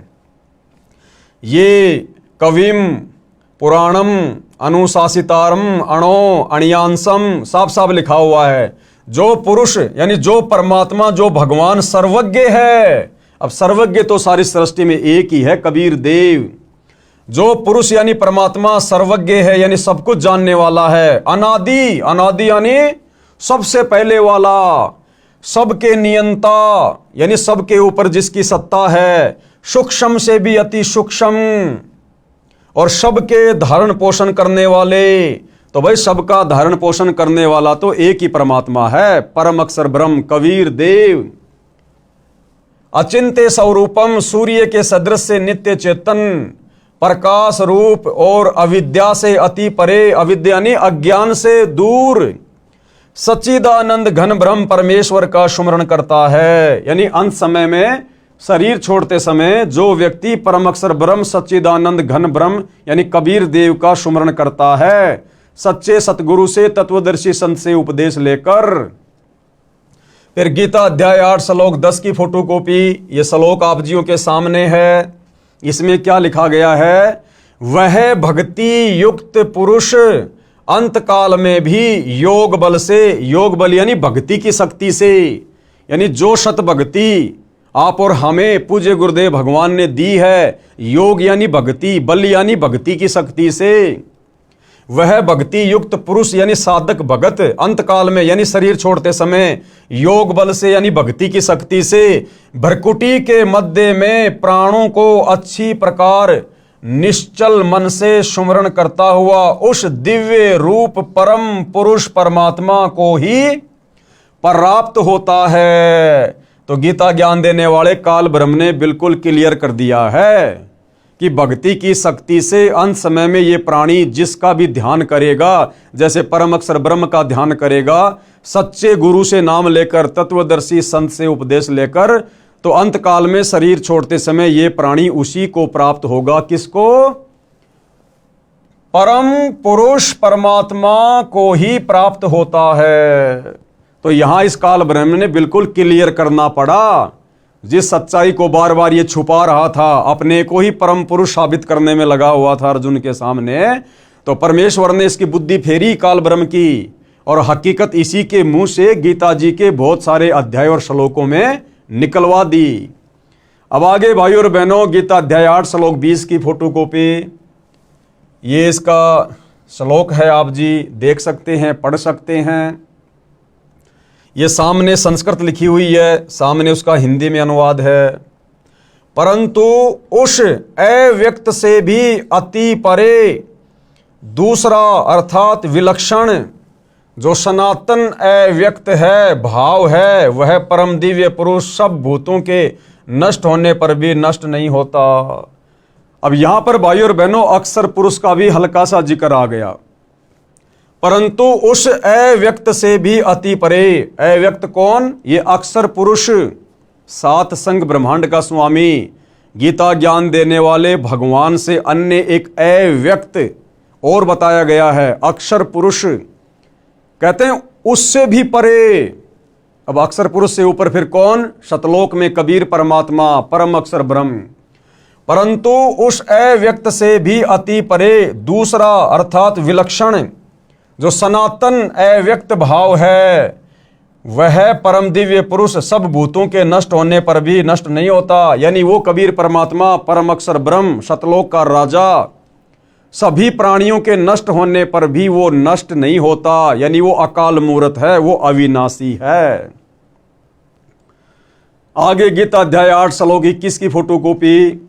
अब यहां पर भाई और बहनों गुरुदेव ने क्लियर क्या करना चाहा है कि ये खुद गीता का ज्ञान देने वाला काल ब्रह्म अपने से अन्य किसी और परम अक्षर ब्रह्म की ओर संकेत कर रहा है कि वो सबके नष्ट होने पर भी नष्ट नहीं होता। यानी ये गीता ज्ञानदाता भी नष्ट होता है, इसके भी जन्म और मृत्यु है, उस अक्षर पुरुष की भी जन्म और मृत्यु है।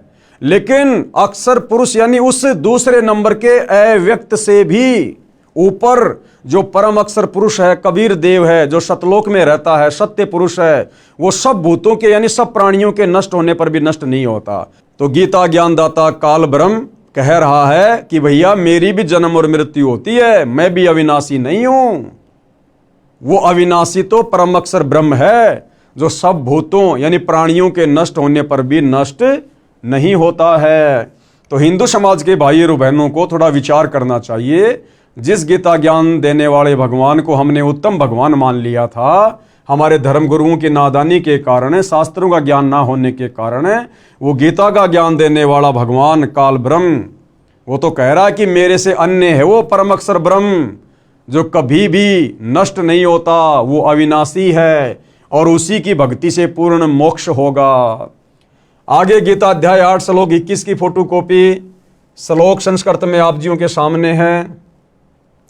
अव्यक्त अक्षर इस नाम से कहा गया है, उसी अक्षर नामक अव्यक्त भाव को परम गति कहते हैं। यानी जो व्यक्ति उस परम पुरुष की भक्ति करके, अक्षर पुरुष ब्रह्म की भक्ति करके, साधना करके, तत्वदर्शी संत से साधना लेकर जो उस कबीर देव परम अक्षर ब्रह्म की भक्ति करता है और जो उसके लोक में चला जाता है, कहते हैं उसी को परम गति कहते हैं। यानी उस सनातन परम धाम में जाने के बाद ये प्राणी वापस लौटकर संसार में नहीं आता। वहां जाने के बाद कभी भी जीव की मृत्यु नहीं होती है, कभी बुढ़ापा नहीं आता है, वहां सर्व सुख हैं। जिस सनातन अव्यक्त भाव को प्राप्त होकर मनुष्य वापस नहीं आते, कहां? इस काल ब्रह्म के 21 ब्रह्मांड में, इस मृत्यु लोक में, 84 लाख योनियों में, वह मेरा परम धाम है। गीता का ज्ञान देने वाला काल ब्रह्म, ब्रह्मा विष्णु महेश का पिता, दुर्गा का पति, गीता का ज्ञान देते समय अब क्या कह रहा है कि मेरा भी वही परम धाम है, यानी अर्जुन मैं भी उसी परम धाम से आया हुआ हूं, मैं भी उसी सतलोक से यहां नीचे आया हुआ हूं। अब ये सारी जानकारी जब आप सृष्टि रचना पढ़ेंगे तब पता चलेगा कि परम अक्षर ब्रह्म ने, सत्य पुरुष ने, कबीर देव ने इस काल ब्रह्म को क्यों श्राप दिया, क्यों इसको दुर्गा और हम सभी प्राणियों समेत नीचे 21 ब्रह्मांड में भेज दिया।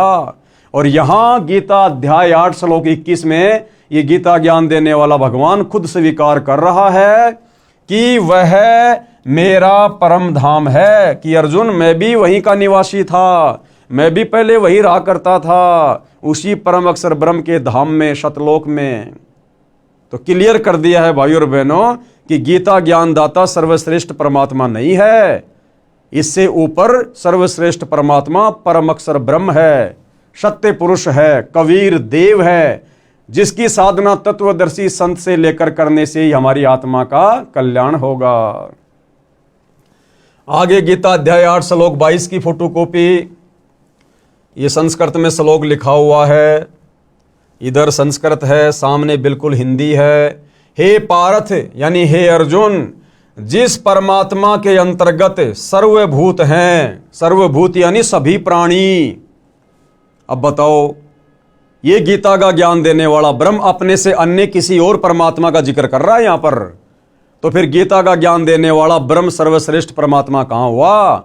ये तो कह रहा कि हे पार्थ, हे अर्जुन, जिस परमात्मा के अंतर्गत यानी जिस परम अक्षर ब्रह्म के अंडर में सर्वभूत हैं यानी सभी प्राणी हैं, और जिस सच्चिदानंद घन ब्रह्म परमात्मा से यह समस्त जगत परिपूर्ण है, और जिसने इस समस्त सृष्टि की रचना की है, वह सनातन अव्यक्त परम पुरुष तो अनन्य भक्ति से ही प्राप्त होने योग्य है।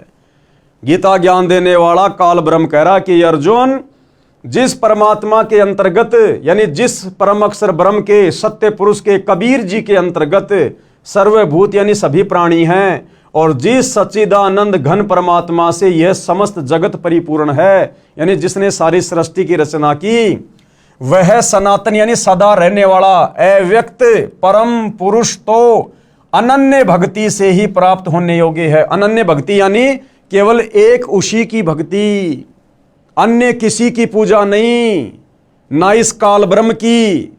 ये बात कहकर ये काल ब्रह्म अपनी पूजा के लिए भी मना कर रहा है, अपनी साधना के लिए भी मना कर रहा है।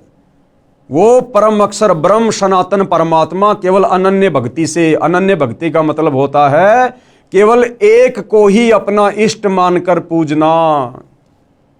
इसलिए भाइयों और बहनों, गीता जी स्वयं देवी देवताओं की पूजा को मना कर रही है, ब्रह्मा विष्णु महेश की पूजा को मना कर रही है, और गीता ज्ञान देने वाला इस 21 ब्रह्मांड का स्वामी ये काल निरंजन अपनी खुद की भक्ति करने को भी मना कर रहा है कि भैया पूजा तो केवल उस परम अक्षर ब्रह्म की करो, तभी तुम्हें सनातन परम धाम मिलेगा। आगे बढ़ते हैं भाइयों और बहनों, गीता अध्याय 15 श्लोक 17 की फोटोकॉपी। अब यहां पर बिल्कुल क्लियर कर दिया गया है, उत्तम पुरुष तु अन्य परमात्मा इति उदाहरते, ये लोकत्रयम अवश्य विभर्ति अवय ईश्वर। उत्तम पुरुष तु अन्य यानी उत्तम, उत्तम यानी सर्वश्रेष्ठ, उत्तम यानी सर्वश्रेष्ठ, और ये पुरुष, पुरुष यानी परमात्मा, गीता का ज्ञान देने वाला भगवान, ये काल ब्रह्म, ब्रह्मा विष्णु महेश का पिता, दुर्गा का पति, स्पष्ट कर रहा है कि अर्जुन, सर्वश्रेष्ठ परमात्मा तो कोई और ही है। यानी स्वयं गीता का ज्ञान देने वाला काल ब्रह्म सर्वश्रेष्ठ परमात्मा नहीं है। और क्या कह रहा है?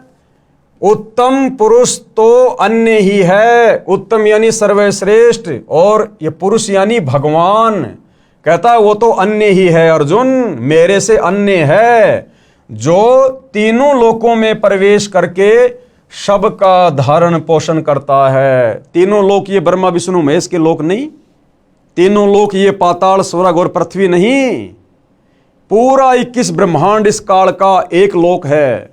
दूसरा लोक कहा जाता है अक्षर पुरुष के 7 संग ब्रह्मांडों को, और तीसरा लोक कहा जाता है ऊपर के 4 अविनाशी लोकों को। यानी 21 ब्रह्मांड एक लोक हो गया, अक्षर पुरुष के ब्रह्मांड ये दूसरा लोक हो गया, और ऊपर के चारों अविनाशी लोक, शतलोक, अगमलोक, अलखलोक, अनामी लोक, इन चारों को मिलाकर एक लोक की संज्ञा दी गई है कि जो परमात्मा, जो उत्तम पुरुष तीनों लोकों में प्रवेश करके सबका धारण पोषण करता है। उत्तम पुरुष तो अन्य ही है जो तीनों लोकों में प्रवेश करके इन तीनों लोकों के अंतर्गत सारी सृष्टि आ जाती है, जो तीनों लोकों में प्रवेश करके सबका धारण पोषण करता है। अविनाशी परमेश्वर और परमात्मा इस प्रकार कहा गया है। ये गीता ज्ञान देने वाला कह रहा कि अर्जुन, इसलिए मैं उसको परमेश्वर कहता हूं, अविनाशी कहता हूं। क्यों? क्योंकि वो तीनों लोकों में प्रवेश करके यानी सारी सृष्टि का धारण पोषण करता है, इसलिए वो मेरे से अन्य उत्तम परमात्मा है, उत्तम परमेश्वर है। और उसी की भक्ति करने से जीव आत्मा का सदा सदा के लिए जन्म और मरण से छुटकारा होता है, अन्य कोई चारा नहीं है। तो अब विशेषकर हिंदू समाज से जुड़े श्रद्धालुओं को अपनी आंखों से गीता जी के ये प्रमाण देखकर विचार करना चाहिए, चिंतन करना चाहिए कि गीता जैसा पवित्र ग्रंथ हमें अध्यात्म के विषय में क्या मार्गदर्शन कर रहा है, भक्ति और भगवान के विषय में हमें क्या कहना चाह रहा है। और हमारे नादान धर्म गुरुओं ने तत्व ज्ञान के अभाव में हमें गीता और वेदों का क्या उल्टा पाठ पढ़ा दिया है, हमें भगवान और भक्ति की परिभाषा से कोसों दूर कर दिया है। तो आगे बढ़ते हैं भाइयों और बहनों, गीता अध्याय 2 श्लोक 17 की फोटोकॉपी, यानी फिर से गीता का ज्ञान देने वाला ये काल ब्रह्म, ब्रह्मा विष्णु महेश का पिता, दुर्गा का पति, अपने से अन्य उस परम अक्षर ब्रह्म की जानकारी दे रहा है, अपने से अन्य उस सर्वश्रेष्ठ परमात्मा के विषय में बता रहा है। और क्या कह रहा है? गीता अध्याय 2 श्लोक नंबर 17 आप जी की आंखों के सामने है। नाश रहित तो तू उसको जान जिससे यह संपूर्ण जगत व्याप्त है। यह आपकी आंखों के सामने संस्कृत है। अविनाशी, अविनाशी यानी नाश रहित, जिसका कभी विनाश नहीं होता। अविनाशी तू तत्विधि येन इदम सर्वम, यानी हे अर्जुन, नाश रहित यानी कभी जिसका नाश ना हो, नाश रहित तो तू उसको जान जिससे यह संपूर्ण जगत व्याप्त है। यानी हे अर्जुन, तू अविनाशी यानी नाश रहित भगवान यानी परमात्मा उसको जान जिसने सारे संसार की रचना की है। अगर सारे संसार की रचना करने वाला भगवान ये गीता का ज्ञान देने वाला ब्रह्म होता तो अर्जुन को अपने से अन्य किसी और की तरफ संकेत ना करता। क्लियर है भाइयों और बहनों कि नाश रहित तो तू उसको जान जिससे यह संपूर्ण जगत व्याप्त है यानी विद्यमान है। इस अविनाशी का विनाश करने में कोई भी समर्थ नहीं है। क्लियर कर दिया गीता के ज्ञान देने वाले ने, जिसको हिंदू समाज अपना भगवान मानता है। वो कह रहा कि अर्जुन, उसका नाश करने में कोई भी समर्थ नहीं है, यानी एकमात्र सृष्टि में वही अविनाशी परमात्मा है, परम अक्षर ब्रह्म, सत्य पुरुष। गीता ज्ञान बोलने वाले ने अपनी स्थिति गीता अध्याय 2 श्लोक 12, गीता अध्याय 4 श्लोक 5, गीता अध्याय 10 श्लोक 2 में इस प्रकार बताई है। अब ये गीता ज्ञान देने वाला कौन? काल ब्रह्म, जो श्री कृष्ण जी के शरीर में प्रेत की तरह प्रवेश करके गीता का ज्ञान दे रहा है। अब भाइयों और बहनों, इन श्लोकों में कौन कौन से श्लोकों में? गीता अध्याय 2 श्लोक 12, गीता अध्याय 4 श्लोक 5 और गीता अध्याय 10 श्लोक 2 में अपने विषय में कह रहा है ये काल ब्रह्म कि अर्जुन, तेरे और मेरे बहुत से जन्म हो चुके हैं। तू भी जन्मता है और मरता है, मैं भी जन्मता हूं और मरता हूं। यानी ये गीता का ज्ञान देने वाला भगवान अविनाशी नहीं है। अविनाशी कौन है? उसके विषय में तो इसने ऊपर के श्लोक में बता दिया कि अविनाशी तो उसको जान जिसको मारने में कोई भी समर्थ नहीं है। और अब ये गीता का ज्ञान देने वाला काल ब्रह्म गीता अध्याय 2 श्लोक 12, गीता अध्याय 4 श्लोक 5 और गीता अध्याय 10 श्लोक 2 में अपनी स्थिति बता रहा है जन्म और मरण के विषय में। कह रहा कि मैं अविनाशी नहीं हूं, मेरे तो जन्म और मृत्यु होती है। अब बताओ भाई और बहनों, जिसकी खुद की जन्म और मृत्यु हो, फिर वो कैसे परमात्मा हो सकता है? ध्यान से पढ़िएगा।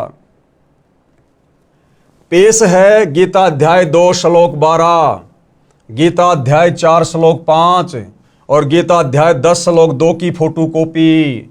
देखो भाई और बहनों, आज तक के भक्ति इतिहास में हमारे किसी भी धर्म गुरु ने, किसी भी आचार्य और शंकराचार्य ने, किसी भी कथावाचक ने या किसी भी धर्म के किसी भी गुरु ने हमें इन धर्म शास्त्रों को इस प्रकार से अध्याय बताकर, श्लोक बताकर, उंगली रख रख कर हमें इस प्रकार से नहीं समझाए, क्योंकि इन लोगों के पास में तत्व ज्ञान का अभाव था।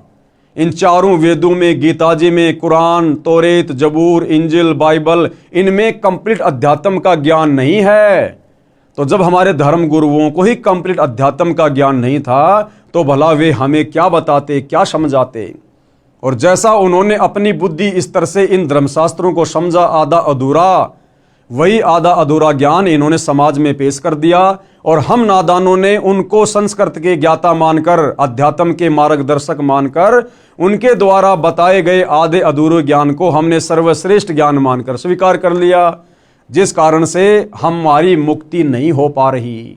हमारे पूर्वज शरीर छोड़ने के बाद शास्त्र विरुद्ध साधना करने के चलते प्रेत योनि में चले गए।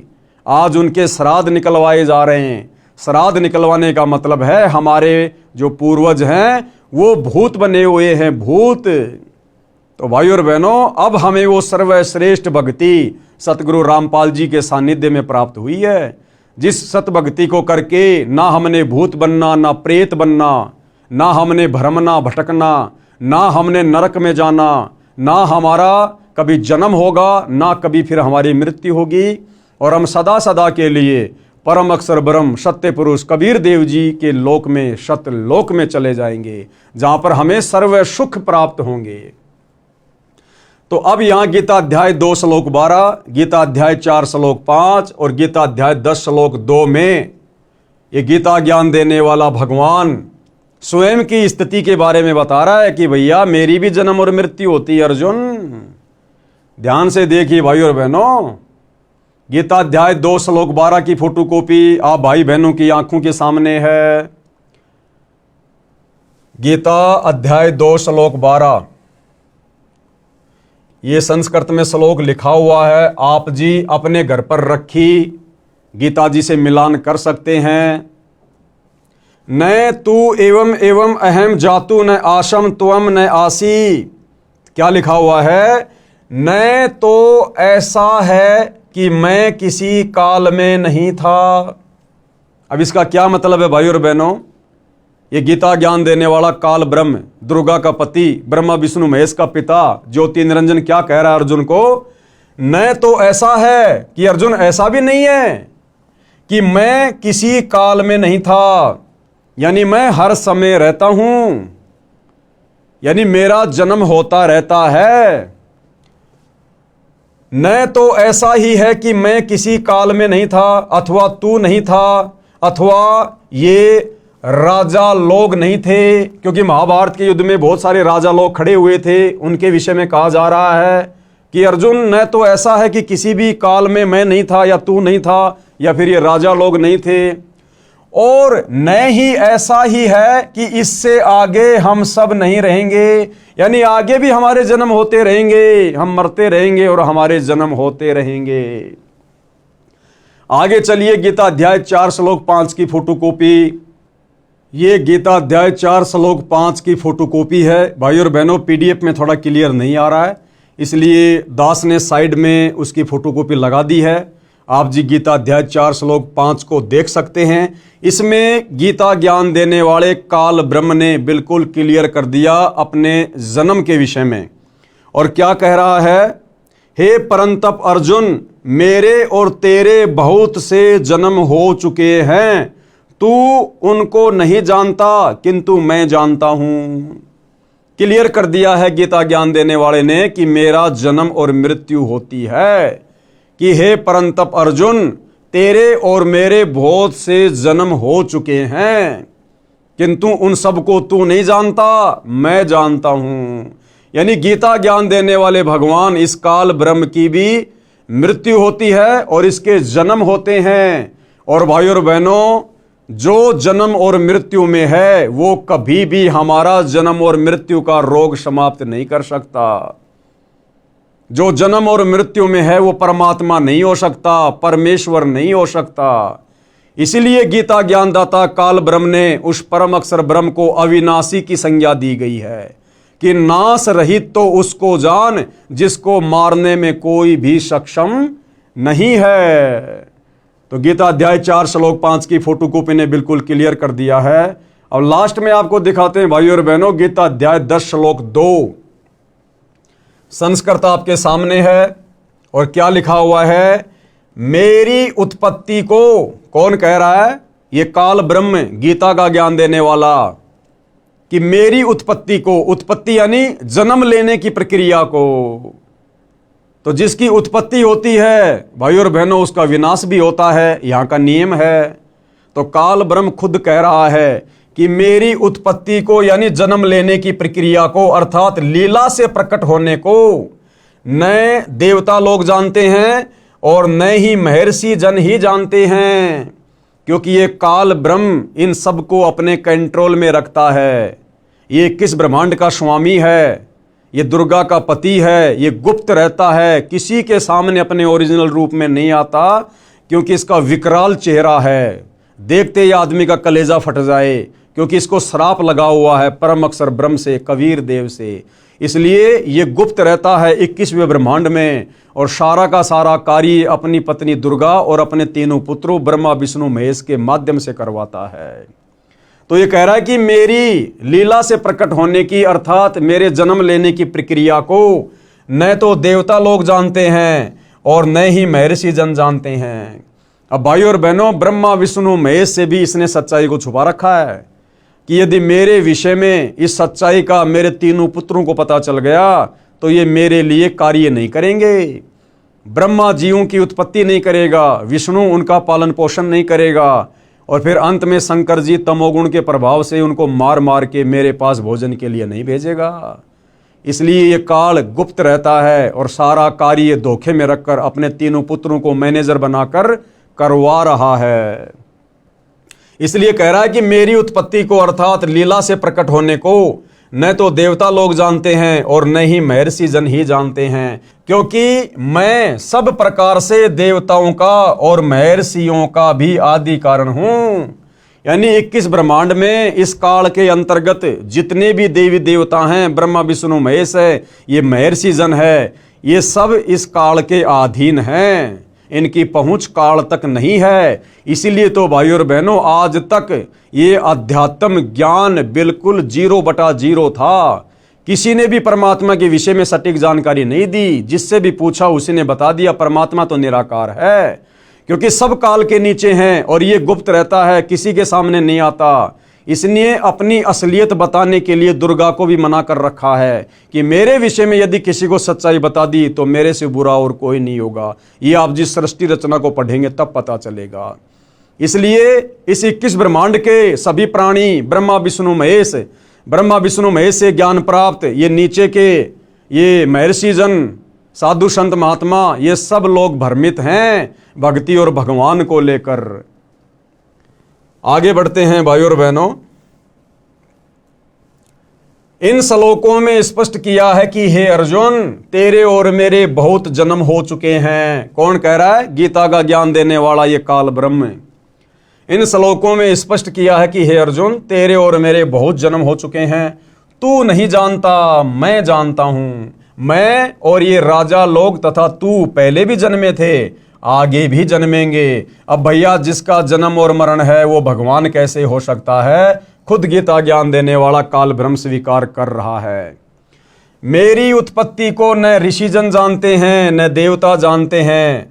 हम रामपाल दास व अनुयायी गीता का आदेश पालन करते हुए उसी परमेश्वर की शरण में जा चुके हैं। हम परम अक्षर ब्रह्म यानी सत्य पुरुष जी को इष्ट रूप में प्रतिष्ठित करके अपने धर्म कर्म तथा पूजा साधना करते हैं। अन्य विश्व के सभी धर्मों व देवों का सम्मान करते हैं। दास यानी लेखक कौन? सतगुरु रामपाल जी।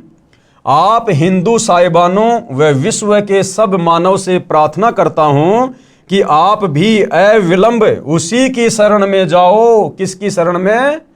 परम अक्षर ब्रह्म की शरण में, जिसकी शरण में जाने के लिए खुद गीता ज्ञानदाता, ये गीता का ज्ञान बोलने वाला काल ब्रह्म भी कह रहा है। आप सबका मानव जीवन धन्य हो जाएगा। धन्य होने का मतलब है पूर्ण मुक्ति हो जाएगी सदा सदा के लिए उस अविनाशी परमात्मा के अविनाशी लोक में, परम पुरुष के सनातन परम धाम में, सतलोक में चले जाएंगे सतगुरु रामपाल जी से शास्त्र अनुकूल सत भक्ति लेकर, और सदा सदा के लिए इस काल लोक से हमारा जन्म मरण का झंझट ही समाप्त हो जाएगा। दूसरी कोई भी भक्ति पूर्ण मुक्ति की संसार में नहीं है। फिर आगे सवाल खड़ा होता है। किसी ने सवाल किया है, क्या सवाल है? आप लेखक रामपाल दास के धर्म का क्या नाम है? इष्ट कौन है? साधना क्या की जाती है? किस शास्त्र को आधार मानते हो? तो पूज्य गुरुदेव भगवान क्या उत्तर दे रहे हैं? पुस्तक के प्रारंभ में मैंने अपना धर्म स्पष्ट कर दिया है। क्या? हमारा धर्म मानव है। यानी ये जितने भी धर्म हैं जो वर्तमान में प्रचलित हैं, हिंदू, मुस्लिम, सिख, ईसाई, जैनी, यहूदी, बौद्ध, सिख, ये तो हमारे धार्मिक धर्म गुरुओं की अज्ञानता का नतीजा है, जो समाज को इन शास्त्रों का निष्कर्ष निकालकर सत भक्ति नहीं दे पाए, जिस कारण से समाज धीरे धीरे सनातनी पूजा से हटकर संप्रदायों में बट गया, देवी देवताओं की पूजा में बट गया। तो ये जो तथाकथित धर्म है, ये तो हमारे नादान धर्म गुरुओं की देन है। अन्यथा हम सभी प्राणियों का एक ही धर्म है, मानव धर्म, क्योंकि हम सब मानव है, इंसान हैं, और जिसके अंदर मानवता है, इंसानियत है, दया है, धर्म है, वही असल में धार्मिक व्यक्ति है। पुस्तक के प्रारंभ में मैंने अपना धर्म स्पष्ट कर दिया। हमारा धर्म मानव है। हम मानव शरीरधारी प्राणी हैं। यह आदि सनातन धर्म पंथ कहा जाता है। हमारा इष्ट यानी इष्ट कौन है? परम अक्षर ब्रह्म, जिसकी शरण में जाने के लिए गीता ज्ञानदाता कह रहा है। परम अक्षर ब्रह्म यानी सत्य पुरुष है। हम सूक्ष्म वेद के आधार से साधना में पूजा करते हैं, क्योंकि चारों वेदों में भक्ति का कंप्लीट ज्ञान नहीं है। इसलिए पांचवा वेद सूक्ष्म वेद, उसकी रचना स्वयं परम अक्षर ब्रह्म धरती पर संत रूप में आकर करवाते हैं। उसमें कंप्लीट अध्यात्म का ज्ञान होता है, और फिर उस पांचवें सूक्ष्म वेद को समझाने के लिए वही परम अक्षर ब्रह्म सत्य पुरुष कबीर देव तत्वदर्शी संत बनकर धरती पर प्रकट होते हैं, जैसे कि वर्तमान में सतगुरु रामपाल जी। परम अक्षर ब्रह्म का नाम कबीर है। चारों वेद व गीता जी का ज्ञान सूक्ष्म वेद से लिया अधूरा ज्ञान है, परंतु जितना इनमें ज्ञान है वह सत्य है, सूक्ष्म वेद से मिलता है। हमारा धाम सत्य लोक है, यानी हम कहाँ के निवासी हैं? सतलोक के, जिसे सनातन परम धाम भी कहा जाता है। सनातन मतलब जो कभी भी विनाश में नहीं आता, और ये परम यानी सर्वश्रेष्ठ, और धाम यानी जगह, स्थान। कृपया पढ़े इसी पुस्तक के पेज नंबर 437 पर उन्हें साधकों की आत्मकथा, जो पहले हिंदू समाज में चल रही शास्त्रों की विपरीत पूजा करते थे, जिससे कोई लाभ नहीं हुआ। जब से शास्त्रोक्त साधना करने लगे, कितना चमत्कारी लाभ हुआ, मोक्ष भी हुआ। अतः विश्व के सब भाइयों तथा बहनों से निवेदन करता हूं कि सब एक हो जाओ। यानी अब वो समय आ गया सत भक्ति करके जन्म मरण से अपना पीछा छुड़वाने का। ये भक्ति युग शुरू हो चुका है। सत्य साधना करके जन्म मृत्यु के कष्ट से सदा के लिए छुटकारा प्राप्त करो। परमेश्वर के उस परम धाम में जाओ, जहां जाने के पश्चात साधक यानी भगत, साधिका यानी फीमेल भगत फिर लौटकर संसार में नहीं आते। आप सभी का शुभ चिंतक, लेखक संत रामपाल दास यानी सतगुरु रामपाल जी। तो भाइयों और बहनों, हिंदू धर्म के सर्वश्रेष्ठ ग्रंथ पवित्र गीता जी ने भक्ति और भगवान की स्थिति को दर्शाते हुए उसके विषय में साफ साफ बताते हुए किसी प्रकार की कोई कमी नहीं छोड़ी है। आप और हमें मनुष्य जन्म प्राप्त हैं। हमें परमपिता परमेश्वर ने 84 लाख योनियों से भिन्न शरीर प्रदान किया है। विशेष हमारे को बुद्धि प्रदान की है, सोचने समझने की सलाह लेने की हमारे को विशिष्ट परमात्मा ने यह तर्क शक्ति दी है। हम इन सभी चीज़ों का इस्तेमाल करते हुए इस अध्यात्म को जानने और पहचानने का धैर्यपूर्वक निष्पक्ष होकर प्रयत्न करें, प्रयास करें। तभी भाइयों और बहनों हम इस पुस्तक में लिखे गूढ़ ज्ञान को, सत्य ज्ञान को समझ पाएंगे और सतगुरु रामपाल जी की शरण प्राप्त करके अपनी आत्मा का कल्याण करवा पाएंगे। तो भाइयों और बहनों, पवित्र पुस्तक हिंदू साहिबान नहीं समझे गीता वेद पुराण, इस पर आज हमारा ये 3रे नंबर का वीडियो था और आज इस पुस्तक की भूमिका समाप्त हो चुकी है। कल हम इस पुस्तक के 2 अध्याय से शुरू करेंगे आगे, जिसमें समझाया जाएगा 2 अध्याय पवित्र हिंदू शास्त्र वर्सेज हिंदू, यानी पवित्र हिंदू धर्म के पवित्र शास्त्रों में, 4 वेदों में और गीता जी में भक्ति और भगवान के विषय में क्या लिखा हुआ है और हिंदू समाज अपने ही धर्म के सदग्रंथों के विरुद्ध साधना कर रहा है या उन शास्त्रों के अनुसार साधना कर रहा है। इन सब बातों की जानकारी हम कल के वीडियो में प्राप्त करेंगे। तब तक के लिए पूज्य गुरुदेव भगवान हम सबको आशीर्वाद दे, हम सबका मार्गदर्शन करे, हमें सद्बुद्धि प्रदान करे, ताकि उनके कर कमल से लिखित इन पवित्र पुस्तकों की सच्चाई हमारी समझ में आ सके और हम अपना आत्म कल्याण करवाने की दिशा में आगे बढ़ें। तो आज के वीडियो में केवल इतना ही। बंदी छोड़ सतगुरु रामपाल जी भगवान की जय हो।